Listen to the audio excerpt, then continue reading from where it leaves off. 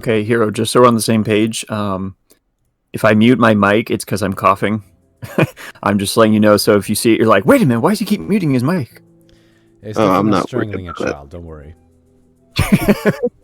Yeah, not worried about it at all. Alright, cool. Great. You're probably gonna get the worst hot takes from me. No coffee. Oh It's no. alright. I guess this will be hopefully a spicy one then.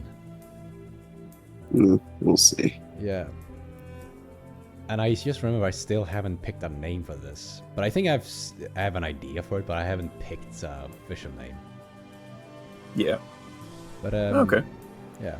I get my idea is basically just calling it because of course it's me.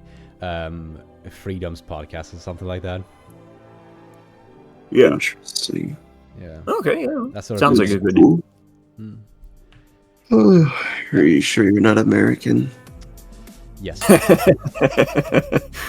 Funny enough, once on my birthday, my family, because I speak English a lot, they made me a cake with the American flag on it. So maybe I have the American spirit within me. Why do you speak English a lot? When you play online, at least in Halo 5, I met a lot of English-speaking people, and I love watching movies, and most of the time I watch them in English, so it's sort of just been there a lot.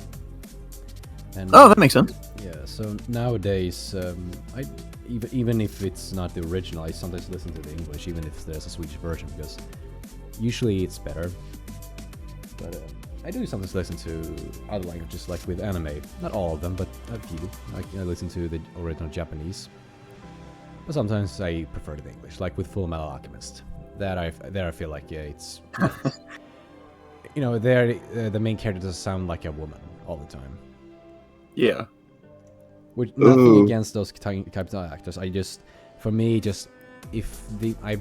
like the other actor's doing maybe a better performance because it sort of more fits the character, then I'm most likely gonna listen to that. Yeah. But then there's cases with Attack on Titan, which when I can listen to either, both are really great. Oh yeah, I just started rewatching Attack on Titan. I'm watching the dub because Armin sounds so annoying in the sub, like you said, because it's just a woman screaming on top of her lungs. Because I mean, I know he's supposed to be a kid, but it's pretty distracting for me. Yeah. That makes sense. Yeah, both have their strengths and their weaknesses. Yeah, I mean they're both good. Yeah. In their own way. Alright. So what do we gotta do to get this started? I guess I can say the first question and then we can sort of get the ball rolling. Alright. Okay. Great. Well, since the last we had our podcast, 3 has changed not only to Halo Studios, but also switched to Unreal instead of continuing with Slipspace. And I was just curious, what do we feel really about that? You know, with the whole new Dawn trailer and stuff. Red, would you like to tackle that one first? If you want, I can begin, if it helps. I don't really know. I mean, I guess like part of my problem is I don't really know if it's so much of a like engine problem as much as it is like a people problem. Like I don't know if like the people they're hiring are I mean like I don't know. I was kind of always like skeptical because like when I remember there was like a video I saw online where it was like comparing, I think it was like Halo 3 to like Halo Infinite's graphics. Oh yeah, I think. And it was like, yeah, you've seen that one. I believe I've seen like similar types of videos. Yes. Yeah, where they show like how, despite the fact that like Halo 3 came out in like 2007, it was still like it had so much more like better graphics than well I think because I think there's wait what? Oh, go ahead. I think there's like a difference between like textures and then just like like if you throw a grenade in the water and it like blows up and all the water goes splashing everywhere.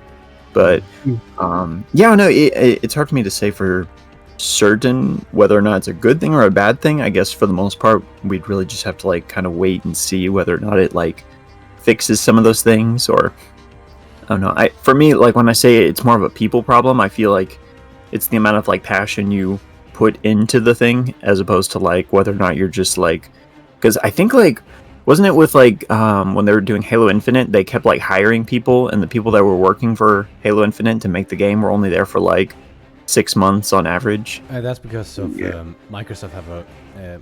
I believe it's been pretty. At least I understand it, been pretty well documented that Microsoft has a really bad hiring policy where they only hired contractors, which can only stay for the time you said. And, right. Because Slipspace isn't a well-known engine, it's built on the bones of this Blam engine, and funny enough, it was upgraded with contractors. It wasn't made in the studio. So it was just a lot of things. I don't think it was actually a talent problem. I think it was more of, as people have mentioned, a management problem. Because, as I said, as you mentioned, they can only stay for a short amount of time. And, the management decided to split up the team a lot instead of sort of allowing them to help each other. And I feel like that hurt really the final product. And as well, when Infinite launched, they had to figure out how the engine worked in the first place. Because... when they were trying to fix it, it was basically, where do you start? It's basically just a big spaghetti code. Yeah, I think like that also like kind of plays into it, because if you have people who are basically just kind of like dropping in and then dropping out, they don't have like the same passion as like Bungie did, because they were just like on board the entire time, and they were like staying up late, drinking coffee, trying to be all like, we gotta get this done, we gotta get this ready, it's gotta be just right, it's gotta, and they did take their shortcuts here and there, but I feel like they probably put more like passion into it than like people. Well, not even because it's necessarily the people working on it. Like, not that it's their fault, but I feel like they probably just don't have as much passion, because they're just like, oh, well, we're just coming in real quick and then we're just getting out. So it's not like it's a big deal if we like put a lot of work in or not. And they're really just kind of like, oh yeah, well, maybe somebody else will just clean up the other parts. And then if nobody cleans it up, then it kind of ends up becoming an issue. Well, because as I said, no one really knows the engine. It does lead into that, where they have to first be trained on the engine. That takes half the time, and then they barely have any time to do anything really big change. So I think definitely you have something there where they can't, they think probably the next guy can probably fix this, because they probably don't have the time to fix it themselves. Because as they've learned the engine, they're almost already on their way out. Yeah. Yeah. But do you feel? I've been hearing this argument that sort of removing. How do you remove the old name? Like, that's sort of a good thing. But here's a question: do you think it's really as effective as people want it to be? Like the whole rebrand? Yes, people say it's a good PR stuff, because 343 is associated with too many bad eggs. And switching to Halo Studios is gonna remove that a little bit. I would say, regardless, it was the right decision, because with Halo Infinite, for me at least, it felt like they hated making that game compared to like Halo 4 and 5. Like, even though those games had issues, you could tell like they put their passion into that game, even if it wasn't what people wanted. But with Infinite, they kind of backpedaled on a lot of the things they had in Halo 4 and 5. So with Infinite, it was just kind of like... It was just such a mess, and it felt like they just did not like working on that game. And later on, it would even come out that 343 hated... Pretty much they hated Halo. I mean, I'm taking that kind of out of context, but... They didn't like what Bungie built, and they even had... Well, they allegedly had rules in the studio saying that, they can't... they can't keep what Bungie had. So, I would say rebranding the Halo Studios to get away from that name is the best move, but we just have to wait for their next game to see if anything has really changed. For me, it's like I do agree with that. The past games at least felt like there was something that they wanted to do, like they had a certain vision in mind. But I think we discussed it in the last one that 343 was very much a reactive studio, which I think that's also sort of the reason why most of their games sort of, especially Infinite, they're going heavily down on, reacting to all the bad feedback Halo 5 got. That's probably why they distanced themselves so much from Halo 5's story and, Halo 5's art style and everything Halo 5 did. And I feel like, I would have loved to see a new take on the Prometheans, a final shot on them. But we never really got that. Yeah. Yeah, because at least with the Prometheans, it felt like it was, their original baby. They had a vision, they had a design language for them. And yeah, it was probably not, usually what we had with Halo, but I feel like without, just simplifying them a little more and making, taking more inspirations from maybe the Sentinels, how they're constructed, I feel like that would have been I think that they would be more welcome then. Especially in Halo 5, because in Halo 5, they were actually kind of, unless you played on Legendary, they were actually kind of fun to fight, because especially in Knights, where they, you shoot the shoulders and, it exposes it. It sort of works differently compared to every other enemy, compared to, especially in Halo 4, where they just felt like bigger elites with just giant bullet sponges that could teleport whenever they're hit. Oh yeah, I'm actually sort of not as aggressive towards the teleportation ability, because when I play, at least, I sort of can tell, okay, it teleported around there. But I do agree with, sometimes they teleport too far away. I don't mind them teleporting, or even, the launch attack, because if you actually see, you can actually see when they activate it. All you have to do is walk backwards. But sometimes they teleport and they just teleport behind a wall. That is just annoying. I mean, I think it would have made it better if there was some kind of drawback to them teleporting, like if they couldn't shoot for a minute, or if they didn't have access, like I guess they lost their shields, or just something. Yeah, maybe they, because yeah, maybe if they lost his shield and their head open up, and if you shoot them quickly, they die. So yeah, something like that. If you can find them quick enough, you can take them out pretty quickly. And if they teleport pretty close to you, then it wouldn't be as frustrating if they teleport as long as you're in line of sight. Yeah. But we never got to see that because, as I said, they're very reactionary. And sometimes that's a good thing, sometimes that's a bad thing. I think it depends on how much you react. What do you mean by reactionary? Well, for example, if you take from between Halo 4 and 5, people took issues with, making Master Chief more vulnerable. So in Halo 5, he wasn't really as vulnerable, and in Halo 5, people didn't really like the enhanced mobility and everything like that. So they changed that in Infinite.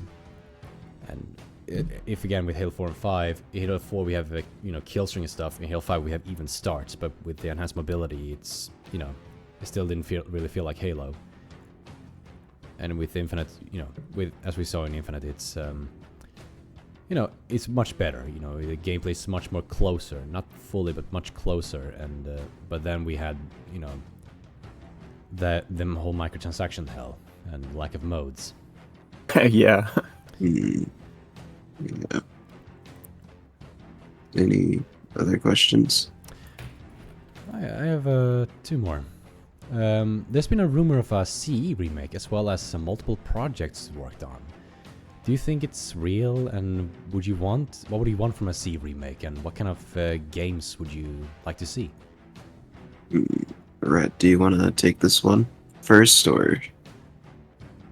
I don't know. At the moment, I'm kind of like tired of everything being remade and remakes and all those things, because I feel like that it's being done so much to the point where I'm just like, it feels like nobody really has like creativity in them. They're just like, this is just kind of a nice, cheap, easy way to kind of like make something that everyone loved, but just add a little more so that we can kind of just make like a quick cash grab from it, which I feel like remakes can be done well.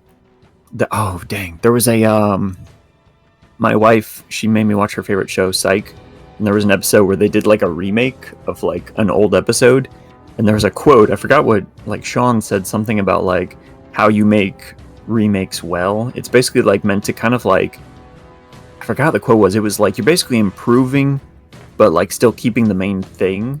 Which I feel like one of the issues with a lot of these remakes is they're taking things that were, not like completely perfect, but they were still like as perfect as it gets, and they're trying to like, I guess, try to like modernize them. Not like the way people say like, oh, this is woke or something like that, but more like modernize in the sense of like gaming. Like if you modernize a Nintendo 64 game where you got the game, you got everything that comes with it. There's no updates. There's no expansions. There's no microtransactions.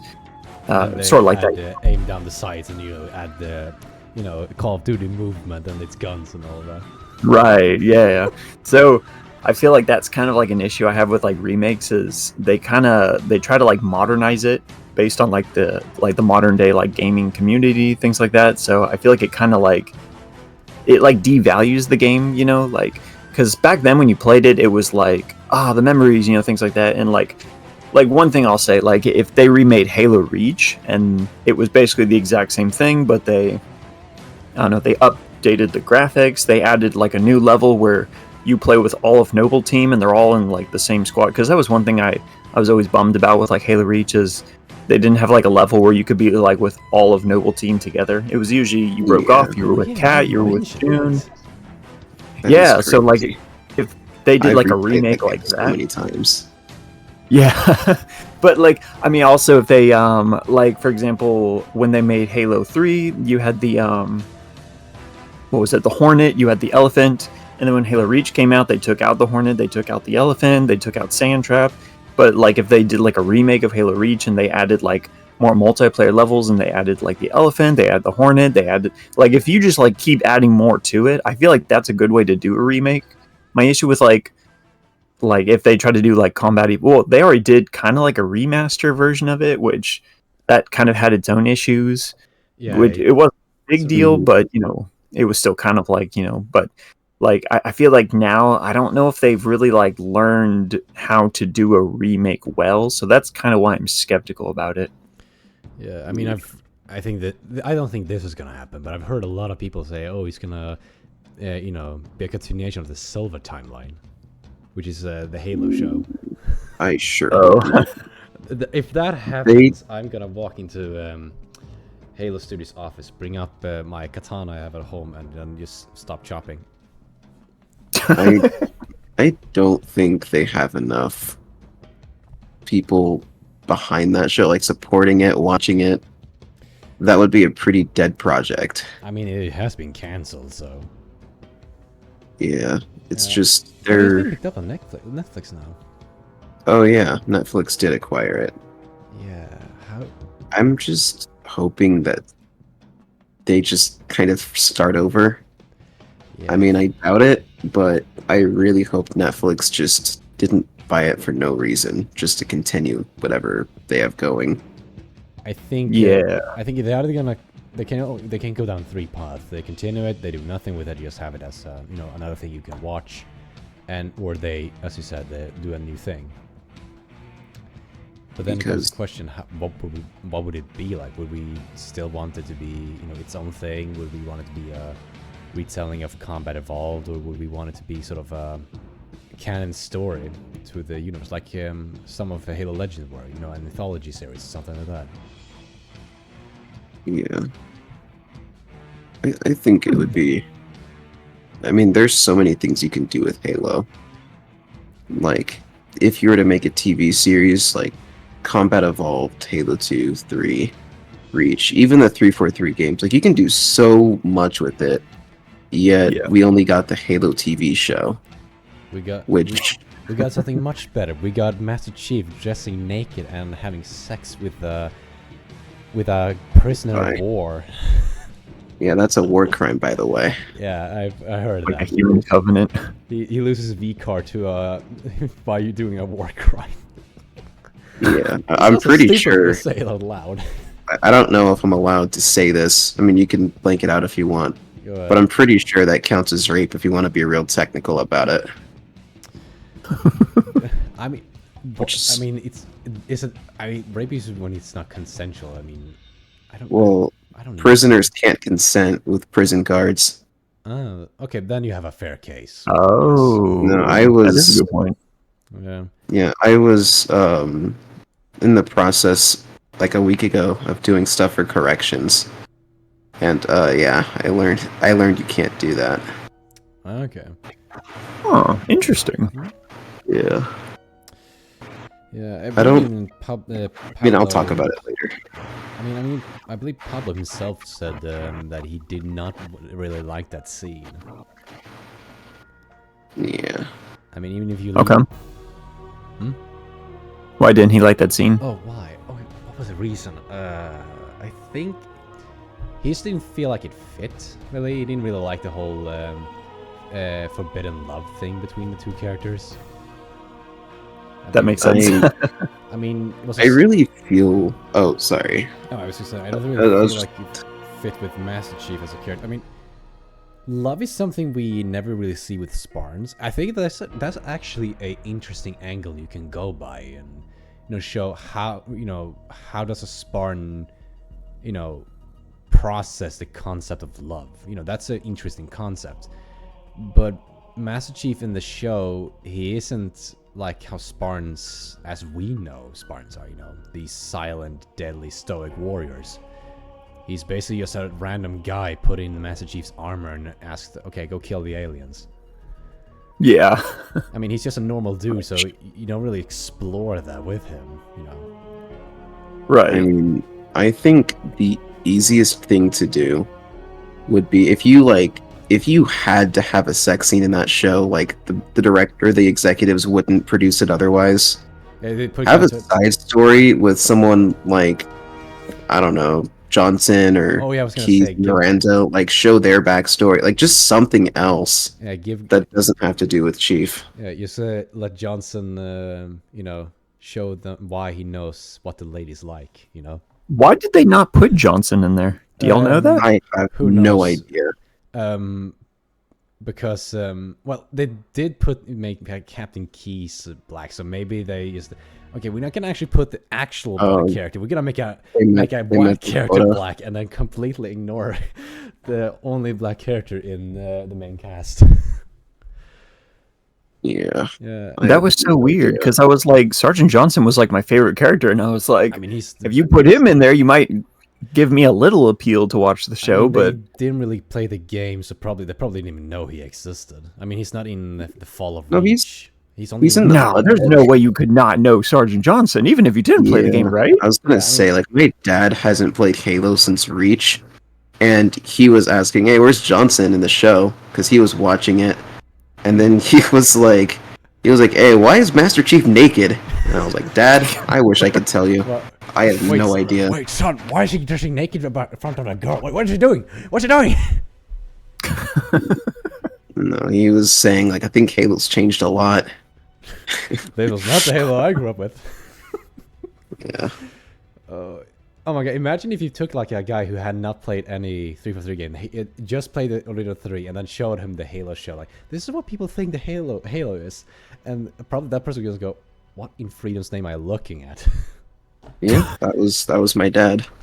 Yeah, I haven't even seen the show. I've seen the clips, and even then, it looks like the most batshit insane thing ever. But I do want to see it at some point. At some point, I'm gonna sit down and watch the show and really take it in and see, what it is. But for what I see, it's, it's a show, to say the least. It's a Halo show. Did they do that whole thing where it was like only some humans are reclaimers? No, actually, as far as I know, there's only 2 humans that is blessed ones, and that is Master Chief and blessed Makee. ones.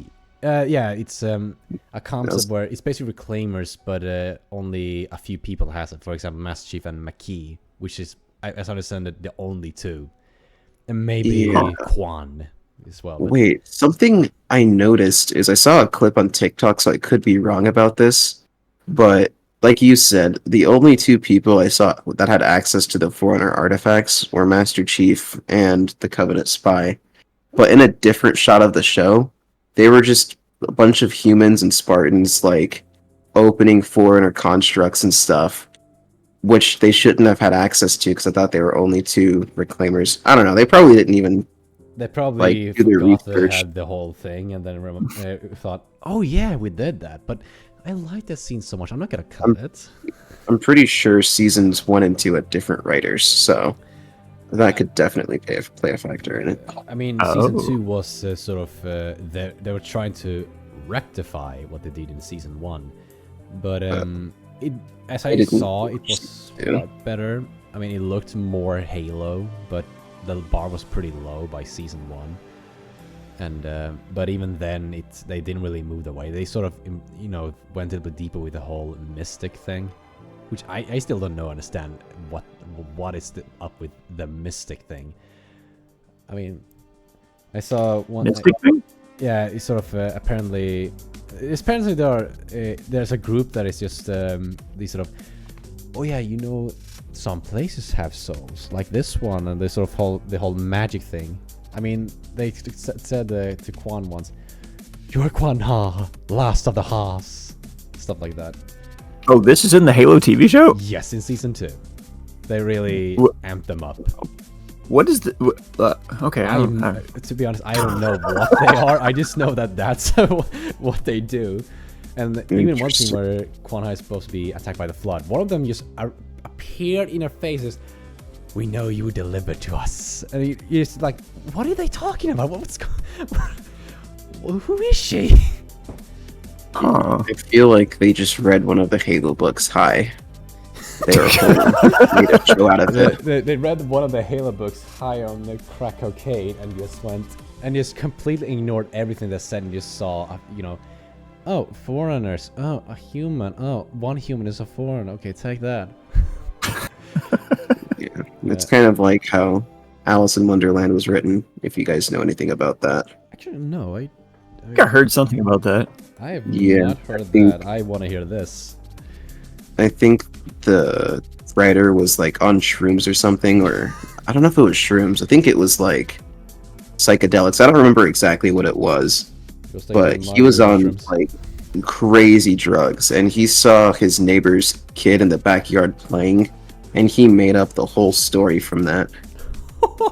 Really? Kind of thinking that's like the Halo show. Wait, this is the original story then, not the Disney remake they did. Yeah, that's the original story, not the Disney remake. Oh, that explains a lot, actually. Yeah, like if you read the book. That's why there's smaller doors and the talking cat and the... It's like the raven, like riding the seizure, cat smiling, all of it. Yeah, and then a worm that is a worm but still have wings and it's a smoking pipe. That explains a lot. Oh, imagine having an acid dream and then just thinking of, I'm gonna tell this story, and becomes a cult classic.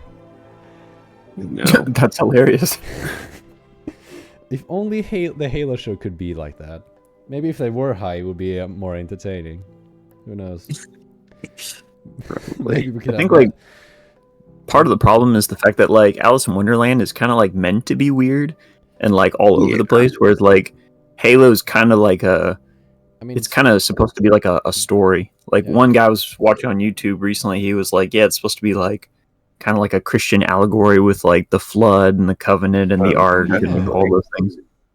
And as well as with the Unit C, it's supposed to be sort of our world, but with in the future.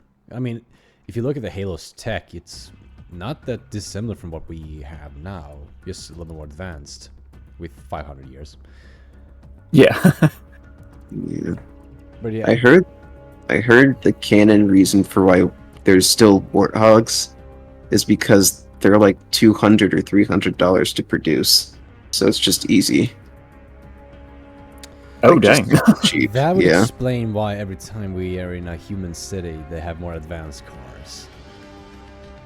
Oh, yeah. I mean, if you look at the cars in, for example, Halo 3 ODST, they don't even have wheels. They have wheel-shaped things. But I don't think we've ever seen like a civilian car driving. We've only seen them destroyed. Huh. Oh, Interesting. yeah. I wonder how they drive. Do they like float above the ground, or is it like in iRobot when they sort of just roll? I don't know. Huh. Has that ever been brought up in any of the Halo lore? You know, I don't think so. Probably not. They choose to ignore it, I imagine. Huh. Huh. We should storm Halo Studios and make them tell us how does the civilian cars drive. Yeah. We start taking hostages. Tell us how they drive. Tell us how to drive them now. You know, I wonder if... Oh, wait, I already know the answer. But I was gonna say, it'd be cool if, like, all the civilian cars ran on carbon or something. Wait. Like, in the future. Ran Like, on carbon. Oh, not carbon, hydrogen. hydrogen. Because people are in the process of making hydrogen cars. Because I remember there was, like, a whole fiasco where people were talking about electric cars, like, being the best for the environment or something.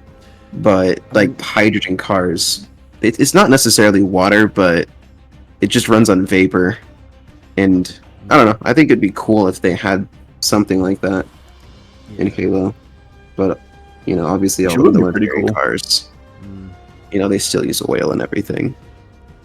Yeah, I think it's as well why they, you know, maybe they use Warhawks because they want to really nail the, you know, have the motor sound for the cars. I mean, if you think about it, if they all were electric, you wouldn't hear anything from the cars. But in Halo, you hear the engine. I feel like it's also an artistic thing where you want to hear the power. Definitely. The power of the. Oh no, I don't want electric cars in Halo. That would be so bad. I just mean specifically for the civilian side. It would be cool if they were all like hydrogen based or just something futuristic, like in the cities. While the military side, you know, they still use everything that's more military industrial like. The military is less technologically advanced than the civilians. Not exactly. Just more. Cheap. I don't know. Just more suited for the art style. Yeah. I guess. What fuel do they use for like the frigates and other ships? Because I mean, they got like those giant like fiery engines. I think they're using reactors, like nuclear reactors. I believe they mentioned that in the Fall of Reach. They use sort of a version of a nuclear reactor. I'm currently reading through Contact Harvest, and I believe the slip space drive is. I think it's also powered by something, but I don't know what. I think What do they call it? Shishaki something. I think I can actually. Wait, let me bring the book. I'm gonna see.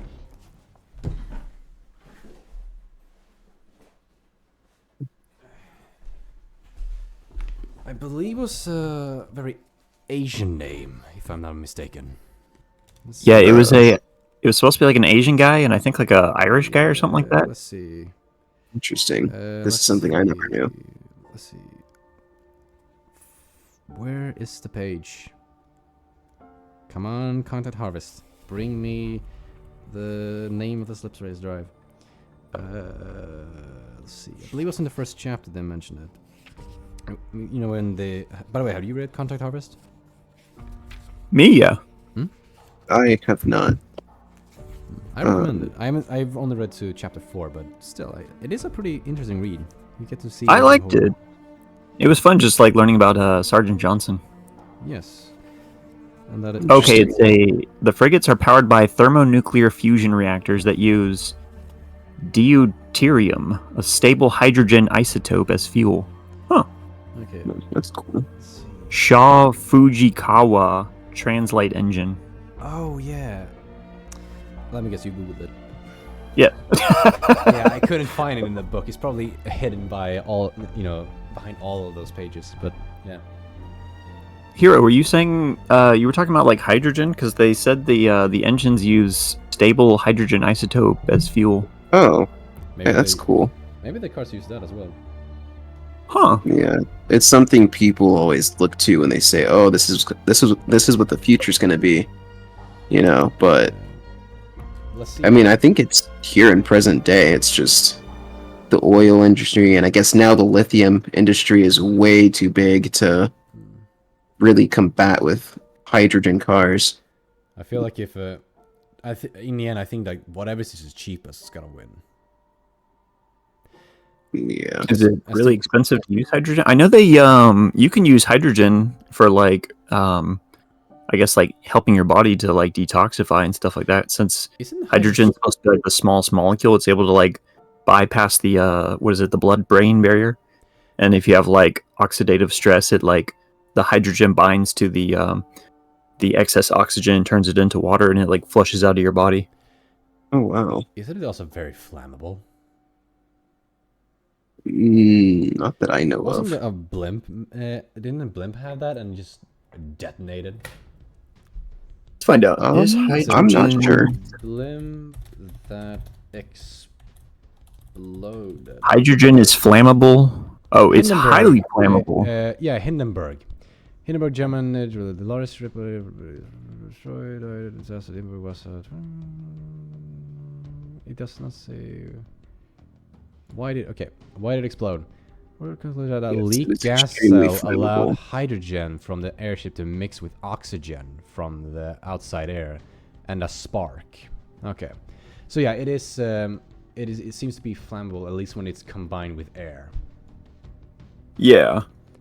I see. So it's extremely dangerous. I think so, maybe, but I think electrical cars is probably going to be more safer, because if every car, if you just need a spark, you're going to detonate, I feel like that's going to be kind of dangerous. Yeah. That makes sense. Yeah. Yeah. I mean, it doesn't surprise me. Yeah. I was just kind of spitballing. Yeah.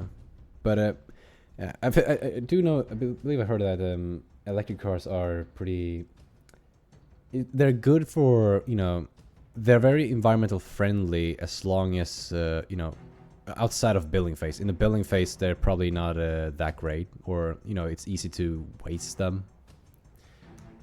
Yeah. Yeah. Fun fact: my girlfriend has she has a Tesla. Yeah, that was her first car. Well, it is her first car. Aren't they very expensive? Last year Teslas were a lot cheaper. Oh. Like, she got her car for like 24,000. It was used, but still not Still, bad. I mean, That's still pretty good. yeah, still, that's still having a Tesla. So yeah, I mean, I've been able to drive it. It's pretty weird. Well, that's very Like, clever. it's very floaty. It's really not for everybody. But I will say that I was going somewhere with this. I'm kind of brain farting. I know that feeling. Yeah. It happens when you're really tired. Yes, especially when you Yeah. only have like 3 to 4 hours of sleep. Yeah, I know. Yeah. But I'm glad you were still able to make it. Yeah, thank you. I appreciate it. Yeah, by the way, I recently noticed we have really gone off the original question. On off topic. Yeah. Oh yeah. What was the next question? Well, it was talking about the CE remake, and then it was also what kind of games would we like to see, because they're apparently working on multiple projects. Oh yeah. Oh. But if I can just say what I want to see in a CE remake first, and then if you want to add something, then I would love to Definitely. know. I think a C remake could work as long as it doesn't commit to the same mistakes. Well, Halo 1 Anniversary was just basically an asset flip, if you really think about it.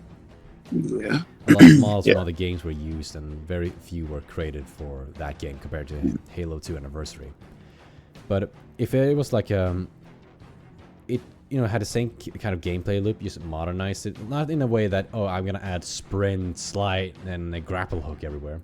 More so, you know, you remove sort of the jankiness of you know, Combat Evolved, and then, you know, as I believe what was his name, Marcus Leto, that's his name, right? The one who basically designed the Mark V. Yeah. That's it. Yeah. He basically said like, what if you know, cut missions and sort of you know, cut story beats and sort of and stuff that happen around the game and put it inside. Yeah. I feel like What? that would be really. I think that would be kind of a fun experience to see a little bit of. What would Halo C with today's tools look like? You know? Right. And as well, But then also comes the question: is just campaign or multiplayer? They're definitely going to do both. Well, I would imagine them doing both. Yeah, then because Infinite isn't that popular right now. I'm pretty sure MCC beat Infinite in population a couple weeks ago. I think at least on Steam. Then again, we also have to remember that it's also on Xbox and stuff. So Xbox, Steam. But still, I think MCC is probably the more popular. But even then, a lot of hackers are sort of started infecting it. So I feel like it is being sort of. It is not easy to play MCC apparently nowadays. It's like getting beaten down. Yeah, even in custom games. Apparently some fuckers decided to hack in custom games. Yeah, people do it. Oh. Like, sometimes I'm just playing multiplayer, and people, either they're just really good shots, or they just have auto-aim. Because, like, I walk out of cover, and I just get sniped. Like, I don't know, I should go back in theater and look at it. It would be funny if you just realized, oh shit, I was just bad at playing the game. I mean, that could be it too. But sometimes it's like completely I don't know. I won't have to show you because like people will just walk out of cover in different areas and just die almost instantly. But luckily I never had to deal with hackers. One time I actually had to deal with a hacker. But that was on Doom 2016's multiplayer. And he was blatantly hacking. He was, rapid firing a shotgun and moving at a Mach 12 and stuff. Oh, I see. But for Combat Evolved, like the remaster, what I would like to see would be them, I guess, add more stuff onto the story without taking things out. Like, for example, the second mission to when you're getting groups of survivors, that mission, it's not necessarily a drag, but it's just very long to go to, like, I think 3 different squads, and it doesn't really contribute anything to the story. So I think it would be cool if, you rescued different squads that you'd see throughout the rest of the story or something, or it would just be a much more cinematic feel, something like that. I feel like for me, it's like one of the main problems I have with a mission. I'm gonna say a hot take. I feel like Halo, the second level of Halo Combat Evolved, is likely the weakest mission in the game, in my opinion. Because when I play Combat Evolved, that mission is always the one that sort of almost, breaks my playthrough for some reason. I guess. I mean, it's pretty long. Yeah, I feel like it's not the length. It's more so that you're basically doing the same thing 3 times. Yeah, that too. It's not really. It's pretty repetitive. Yeah, I think that's my main problem. Notice Reddit's gone very quiet. Maybe he's just. How could you say such a thing? Has he lost his mind? But, what would you like to see, Red? If there was a Combat Evolved remaster? Huh. I'm trying to think. Sex. That's how you save Halo. Outside of the Halo TV show, that was atrocious. I think like one thing that I'm trying to think with like a Halo Combat Evolved remake is I feel like from like a linear point of view, from going from Halo 1, Halo 2, Halo 3, it was like things kept slowly getting added, so you slowly got more.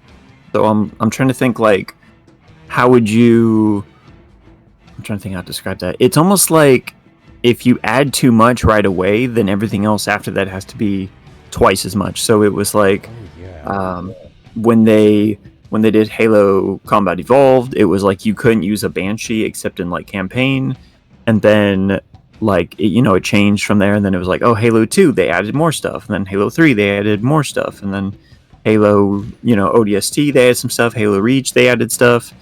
It was kind of like it kept like going, so for me I'm like I don't know what they would do, or what could make it better.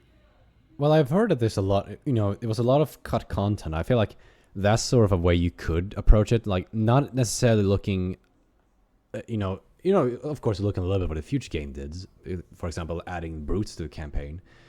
But what you can really sort of do, play around with is, instead of taking only stuff from what the other games did, you bring back sort of all the cut things that never really made it, sort of like wildlife that was supposed to be in Combat Evolved, but that really never really made it due to a little bit of crunch, as well as oh, that's a good option. and as well there was a lot of cut weapons that never appeared in Halo. For example, what was it, the gravity gun?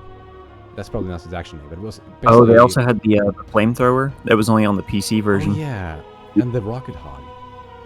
Yeah. That in the campaign, that would be amazing. I mean, there's some... Okay, now that would be a good idea. Yeah, I believe there's a mod actually on... probably a mod on Steam that you can probably download that allows you to actually use them. And, that mod really show that, as well as showing how the floods sort of infect the ring, because in Combat Evolved you never really see it. But in a certain mod, you can actually see, the flood, for example, in the library, really infecting it and, making it sort of a hive. Yeah. I think like one thing that I have with like the brutes is I think like I wouldn't want to see them in Halo Combat Evolved, because I think that had something to do with the lore. So in Combat Evolved, it was just the elites who were leading the operation against the humans, and then when they failed, that kind of helped to like I guess like propel the brutes into like higher positions of authority, because then the prophets were like losing faith in the elites after the destruction of Halo. So I think like with brutes, maybe I'd be against that. What were you gonna say? I was gonna say that, as far as I understand, that was not really the reason why the prophets wanted the elites removed. I believe there was more of, they sort of started to see humanity as the equal and started questioning, why isn't humanity allowed in the Covenant? This is not well explained in any of the games as I have seen, but that was basically it. And they they were too critically thinking, and the brutes never really did. So that was really the main reason why they wanted to replace the elites. But I feel like in Halo 1, the lore that they weren't there is the same reason why the skirmishers never returned, was only in Halo Reach, because there was a lore reason that all the skirmishers really died on Reach, but then we see it in Infinite. So I feel like that's more of an excuse more than an actual reason. So I think that you can actually, I personally believe that you could add brutes into, Halo 1. Yeah, I think like was there a canon reason though for why they were there or why they weren't there? I don't think with the brutes case, I don't really think. I think the only canon reason I've heard was the elite ships didn't really have brutes on them. That was it. That's all the context they gave. Because they mentioned that in Contact Harvest, because the Tartarus and his father are supposed to be the ones in Contact Harvest, and they kind of go through some of the lore about how the elites will give them like lesser power ships because do they fear them, or is it because they just don't like them, or I forgot what the reason was. It's not that they fear them, but it's more so that the elites are an arrogant species, and they brutes can match sort of their strength. So, and they don't see them as equals in that regard, but they know that they're powerful. They don't really respect them, but they know they're pretty up there. They understand that they have, they know their strength, but they don't really respect them as a species. Unlike what they did with humanity, where they felt like humanity was much more like the elites. They could see honor inside. Could see honor in us, unlike in the brutes. I mean, I know why the prophets didn't let humans into the Covenant, but did other species of the Covenant never question why humanity was never kind of added? As I understand it, in the beginning, no. But as the war went on, the elites started to. That's why they wanted them gone.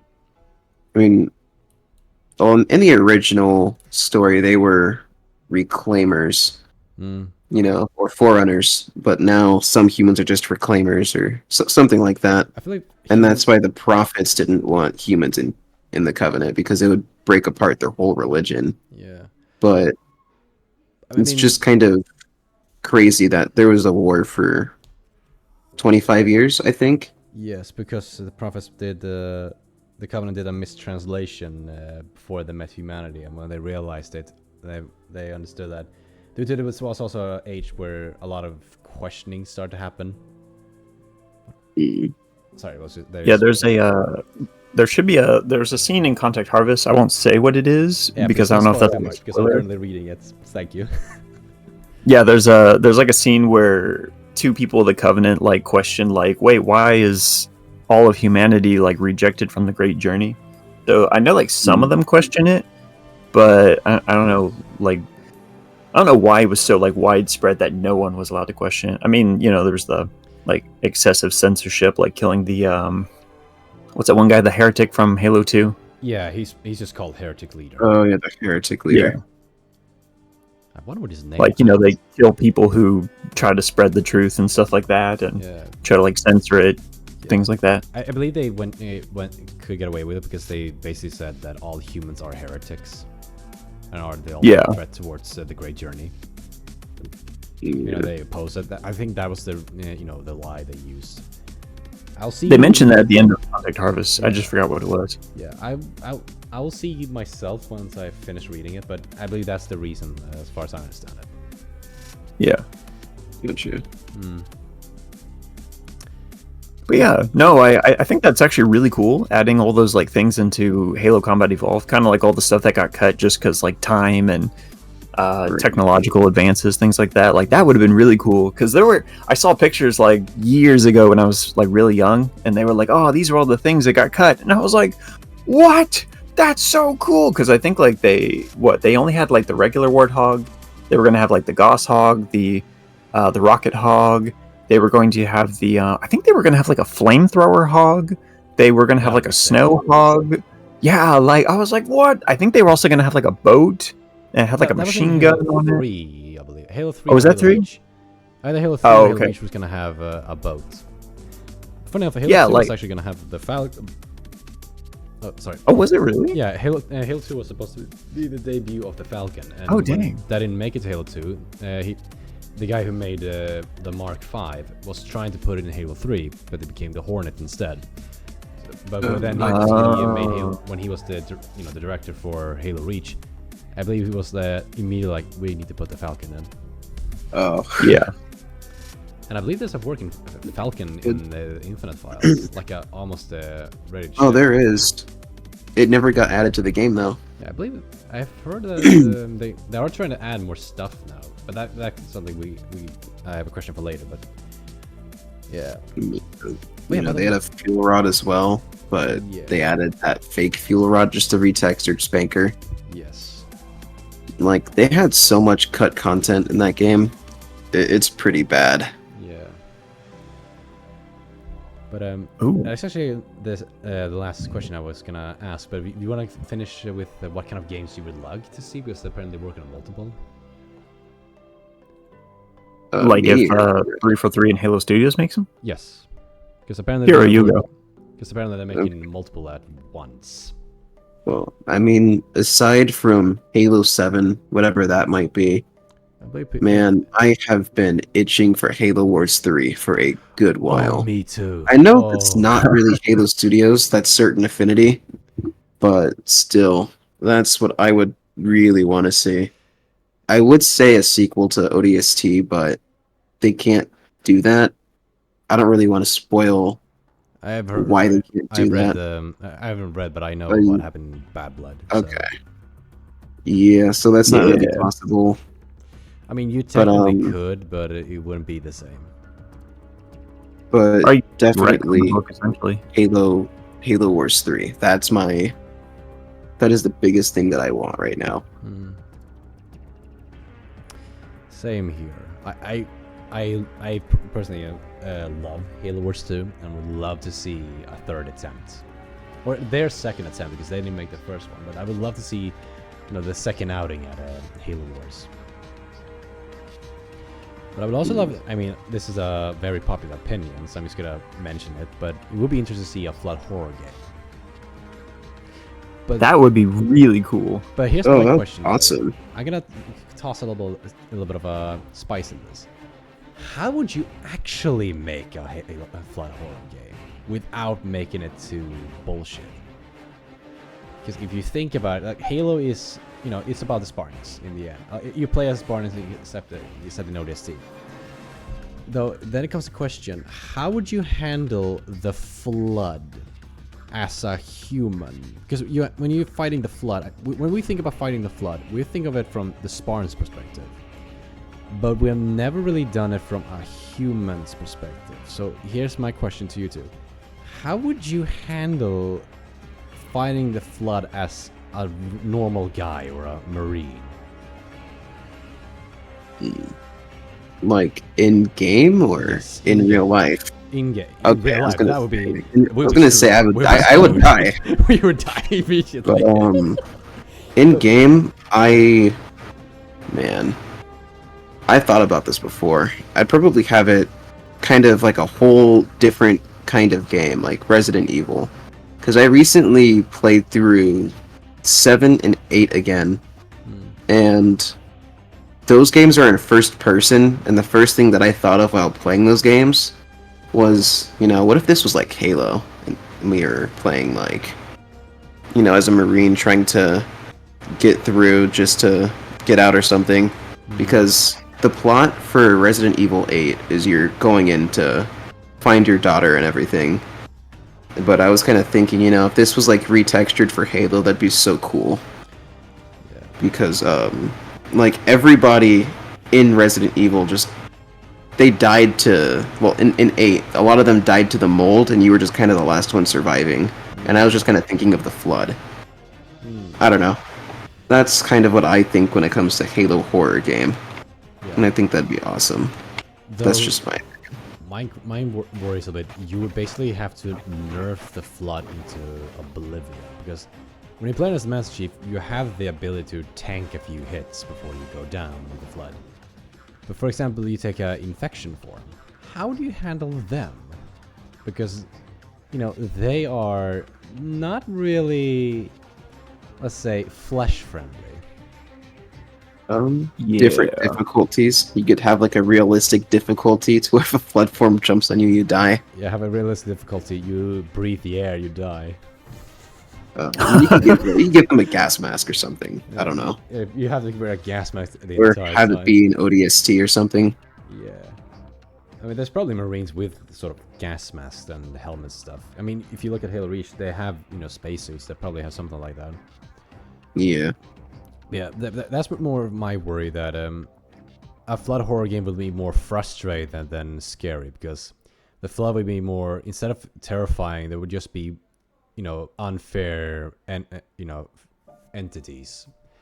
Okay, that was probably not the right word, but they would be very unfair to fight, and probably not in the best way compared to a horror game where you have options to, they're slow, you can at least predict how they're gonna move.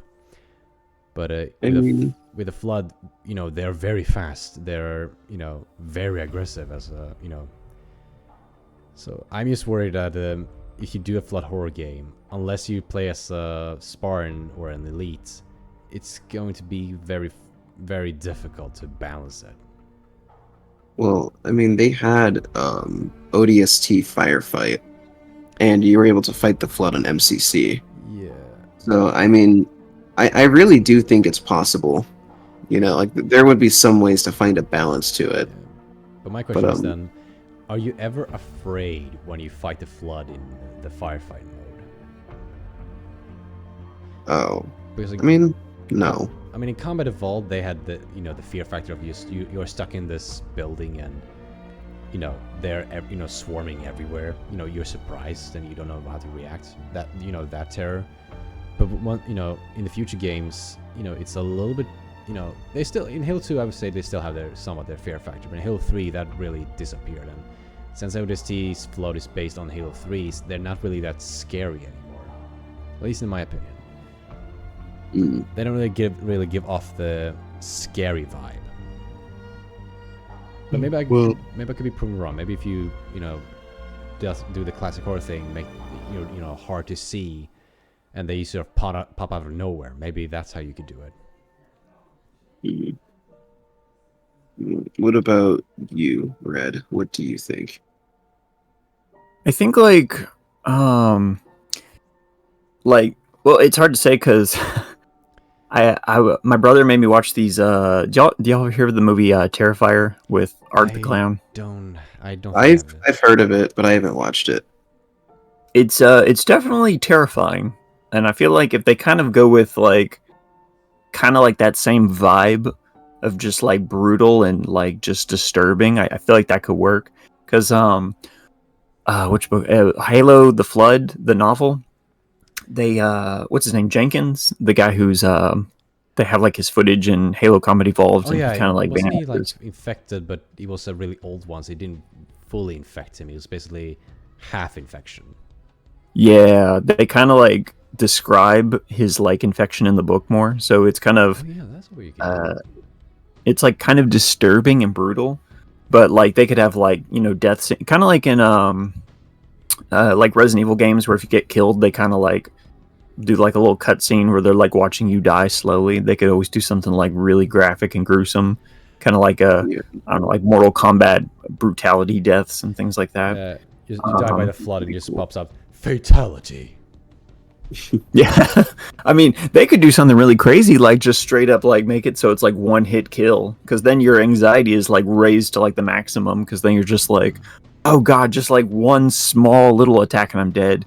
And they could also have like weak flood, who could like start Yeah. to kill you, and then you could do I don't know, like use antibiotics or something like that, maybe like a forerunner kind of like cure that like prevents it from going crazy, but like if you're exposed to too much of it, it'll kill you, stuff like that.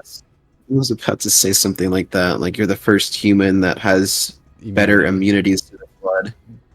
I mean, I Though know Spartans do, but that doesn't really. I they don't don't really have get that. immunity. There's more. I believe that there's more of a. Just the augment. If you're a parasite and you see, let's say you see a fully armored dude, and then you see basically a meatball, who would you armored- eat first? An armored. I almost said cactus. Yeah, if you see a They say. you're a plant eater and you see an armored cactus or a a normal tree, which one would you eat first? Spartan is that Spartan's nervous system makes it so difficult to infect, but a Spartan actually has been infected. There's actually been, actually pretty recently in the lore as well. They mention it in a audio book. Let's say that it's based on the YouTube channel. A Spartan was apparently affected, and instead of killing, destroying the entire Spartan, they detonated their head. Okay. Because then the flood couldn't access their memories, which would be very, very harmful, apparently. What was the thing with Sergeant Johnson? Because He was. I remember- he's a Spartan 1, so his nervous system is on, is as as fucked as the Spartan 2. It's not maybe in the same degree, but similarly. when did they confirm that he was Spartan 1? Do you remember? Good question. I don't know actually. Because I know I think in Halo First Strike, the novel, they said he had like it was like boron syndrome or something like that, Oh where yeah, he was like that was their that was Oni's explanation. that was like the cover up. Yeah, that was a cover up that because some Spartan ones became sick, sick. They basically got these side effects from their augmentations, especially the first generation. They got really bad side effects. It basically went insane. But and they call it that syndrome, and yeah, but it's because Johnson was part of the program. Yeah, I mean they could always try doing something like that for a horror game, like make it so Oh yeah, you're like the only one who doesn't get infected. Oh yeah. Now you mention it, you could make it so as you said, go into more brutality of it. Lean more into the body horror. Instead of always worrying of you maybe yourself getting infected, you're more so worried of you get disturbed by seeing others get infected in such a brutal fashion. Yeah, Maybe you're you can tank more, but you still can be infected, and sort of when you die, you see a cutscene and you're becoming an infection form. And so yeah, because because you show how vulnerable you are, but still make it so that the flood can still be fought pretty fairly. yeah, Maybe you have the weapons being more powerful or something against them. I mean, you just bring back the Halo CE shotgun, which is I saw a meme once where it was like who needs the Halo rings when you have the Halo CE shotgun? Yeah. Man. Foreigners needed giant Halo rings. Humanity only needed the 12 gauge.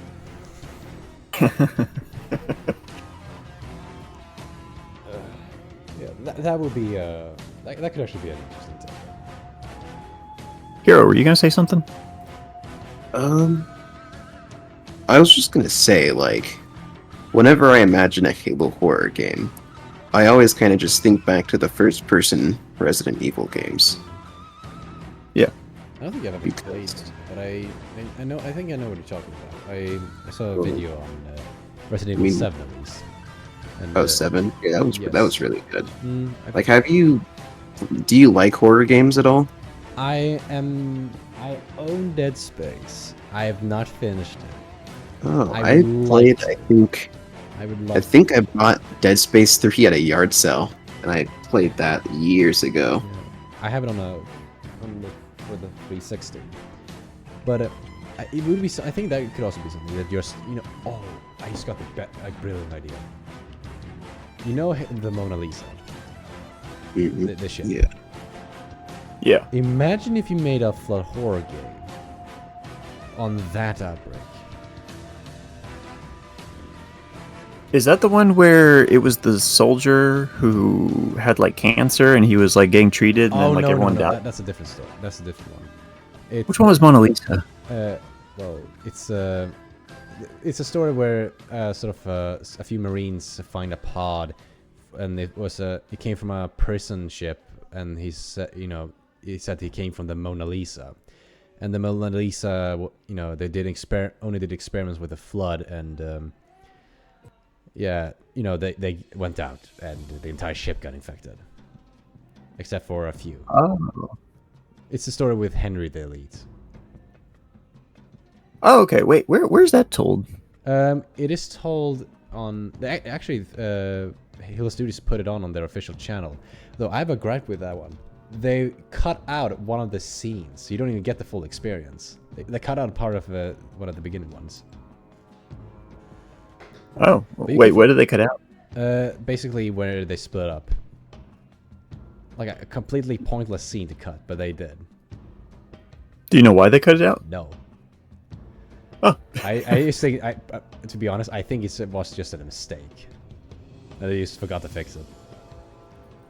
Oh, I guess it makes sense. Yeah, but there's a version you can see the full thing on. I think it's a YouTube channel called. He posts a lot of gameplay cutscenes. The full cutscenes. He posted a video. I gotta see if I can find it. Mona Lisa. Let's see. We have Halo Studios one. Where is the actual one? There. Oh, okay. It's in Halo Evolutions. Yes. Actually, it's based on a story from apparently one of the books, and they just adapted it. I'm gonna post it here in this chat if you wanna see it. Okay. There you go. I recommend watching that because that has the full thing, unless Halo Studios fixed it, but I don't think they really did. At least to my Oh, okay. Oh, what is that? That's the Halo. Oh, I've seen that on YouTube, but I've never watched it. I say go watch it. It is great. Is it canon? It is canon. Interesting. So, and it's I think that would be a good way to, if you want to really show sort of the brutality of the flood. That's a great way of showing it. Interesting. Yeah. I'll definitely check that out. But by the way, it looks good. But by the way, you mentioned also you want to see Halo Wars 3. What would you say you want to see from Halo? Halo Wars 3. What would it be the number one thing? Oh man. Me, right? Yeah. Yes, but if you have something you would like to see in Halo Wars 3, then I would love to hear. Yeah, Hero, go first. Man, I think I would love to see like a Flood faction or a Forerunner faction. like because it's just been human and Covenant, or just human, brute, elite, and it's just those three. They also took out the prophets too for some reason. Well, the prophets I aren't just really in Halo Wars 2. Halo Wars 2. I mean, they had a bunch of DLC characters, and they didn't bring back the prophet. That's Any of them. Mm. Oh, and a unit cap. I want a much higher unit cap. That 120, or have you guys ever played Command and Conquer? no. Oh yeah. Okay. Yeah, my friend bought me that for my 9th birthday, which is crazy. But yeah. So Command and Conquer, you're able to like back up units afterwards. So like if your units get destroyed, units would come out of your barracks, or there would be whatever come out of your shipyard. So you'd be able to pretty much just build more units for whenever your units get destroyed. Mechanic. Oh, I can already I can already see the rushers abusing that. I mean, it wasn't really broken, but it was okay. It was because how you got resources in that game. It's probably In that game, you had to get Tiberium, from what I remember. And you needed to get it from the map, right? Yeah, you had to get it from like a field on the map. Oh, okay, then it's like a StarCraft 2 because they have a similar system. Actually, I don't really personally like that sort of system because I like to sort of not having to worry about, if my resources are running out. I just want to worry about how fast I'm getting my resources. No, it did get pretty frustrating because I played that game as a kid, so it just started to annoy me. Yeah, because at one point our base is going to be completely useless once the resources are gone. Well, that's why you got to finish that war as fast as you can. Yeah, but I like to be able to take my time. I mean, I've had 2 1v1s that lasted up to like 3 hours. Oh, on Halo Wars. In Halo Wars 2. Yeah, but for me, it would just be factions, unit cap, and maybe that mechanic. So you didn't just have to get your get your entire army destroyed, and then build everything back up from scratch. Okay. Which I know that's kind of what combat salvage is for, but still. Yeah, for me, I would love to see one thing. I would love to know what has the Spirit of Fire been up to, because they mentioned recently in a book apparently, but I would like to see in a game what have the Spirit of Fire been up to, and are they okay? Because as far as I understand it, they are still on the Ark, and they're apparently staying until all the banished are gone. I was saying they're just chilling on the Ark. Yeah. What For 2 years now? They've just been there. Yeah, I just really want to know what have they been up to. Like, how's the war going? Are they okay? Are my boy Jerome still alive? Please tell me yes. I just really don't like that they mentioned that in a book, and especially Infinite. I felt like when Atrix returns, at least say something about the Spirit of Fire. Why did it? Because I feel like bringing Atrix into the game really opens up a bunch of questions. For example, what happened to the Spirit of Fire? How did he get off the Ark? And are they Spirit of Fire now dead? Yeah. But yeah. But I believe for a long time I had to like Google, are they okay? It was only recently I found a simple text. They're staying on the Ark until all the banished forces are gone. That was it. Huh. That felt like a really. So they're just doing what they did before. Nothing has changed. Well, it's at the same time good to know that they're still alive, but at the same time, I would like to know a little more spice. What have they been up to? Have they, been, getting new equipment from the UNSC now that they apparently have contact with them again? And that we didn't really see that in a game. That sort of frustrates me, because I would love to see sort of the Spirit of Fire reacting to, seeing how UNSC are today. Yeah. Yeah, but we never really got to see that. Because that would be too fun. Oh, and I'm wondering, where is Professor Anders? Yeah, she's We have still- we have not had a follow up on her since 2017. Oh yeah. Oh dang. Like she saw a Guardian on a planet, and that was the last thing we saw. I know all the Guardians got destroyed, but does that mean she's dead? Wait. Oh yeah. I don't think she's dead. I just think maybe she's like this. Wait, all the Guardians got destroyed? She's just chilling. Yeah. Cortana brought all of Halo Infinite, spoiler by the way. I think she brought all of the Guardians to one area, and Atriox destroyed them. No, I think she destroyed them because if Or she destroyed them. because Okay. I believe in Halo Infinite you can actually see on the map a Guardian in the distance. Yeah, Oh. you can. Yeah, you have to get really high up on. I believe in Yeah. near the The starting area. highest peak of the mountain. Yeah. Huh. But Interesting. That would be my main thing, seeing what had the Spirit of Fire been up to. But also, I would love to see more anti-air units, like maybe some air units that are only anti-air, or maybe even more like different types of normal units. For example, in Blitz, they're like these stealth tanks and Marines with rail guns. I want to see that in a multiplayer, Yeah. and not in a pay-to-win mode. I mean, in the actual mode. Because that opens so many fun strategies you could do. Yeah. Definitely. Yeah. And as I said, it would be fun to see new factions.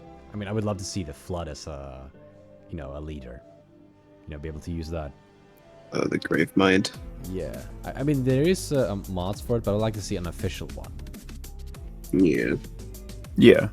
And you'd be able to, like, take over units, like, use the hijack ability, kind of be like Isabel, if you know how she works in Halo Wars 2. Yeah, how she can take every. You know, she's super annoying. Yeah, I but- mean, Jerome Douglas can do the same. Oh no, you mean Isabel's? Oh, Isabel's leader power, right? Yeah, the one that takes Oh, over that units. one. Yeah, that one is. That just makes her a bitch. Yeah. Me and my friends have had to deal.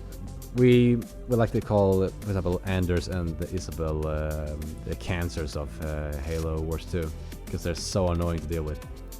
No, that's not nice. I'm an Anders main. Oh, so you're playing a bitch as well. She's. I mean, it's Well- mainly because she spawns so many damn sentinels. I was gonna say, like, my favorite strategy is, like, hunkering down at my base and putting tons of Kodiaks down Oh. for me and my allies. Then, you get, like, the Sentinel synergy, and it's pretty unbearable. Yeah. Yeah, that is. Yeah. And not to mention, she can just spawn a super unit out of thin air. Yeah. And if That's, it's been long enough and you destroy that Sentinel, you can spawn another one out of thin air. yeah. Oh, those units. I mean, Jerome is a pretty good counter for her. How? Space garbage. I don't think that's really. I mean, that's basically like saying, "Oh yeah, Aatrox's a good counter because you have eradication." Well, it's good because of because she uses a lot of weak air units. So if you're just able to destroy all of her Sentinels at once, it kind of cripples her. Yeah. I mean, if you had I believe you can actually win over with the Marines because you can actually give them rocket launch, make some good anti-air units. So you can It go doesn't that really. route. Well, if you have the Kodiaks, it does not work that well. No. But if you get a bunch of Hornets and inspiration, then you could probably wipe them out. Fair point. We should play Halo Wars someday. Oh yeah, that would be fun. Red, what about you? Do you have Halo Wars? Oh, we three should definitely play it at some point if you have it. I have Halo Wars 1, but I don't have Halo Wars 2. I would recommend. Okay. Definitely would recommend the. I mean, there's the only It's- only one thing that is annoying is leaders are hidden behind a paywall. But if you buy the, I was gonna say, if you want to really change your strategies, you have to pay for it. Yeah, that's that one like complaint I really had about it. Okay, the second complaint I have about the game. The first one is the Blitz, and then a third soft one. But that's more of a nitpick. But yeah, I don't really like the idea that you have to pay for leaders. It's kind of a bummer. Yeah, if you have Blitz and then also have to pay for leaders, that's just bullshit. You can have one or the other, but not both, because then you're just annoying. Yeah. Yeah. But I don't think I'm gonna check. Is I probably cannot check. I should be able to check the price. But I own the complete edition because I got it on. I actually have it on Xbox and on PC. That's because I mainly play on PC nowadays, so that's why.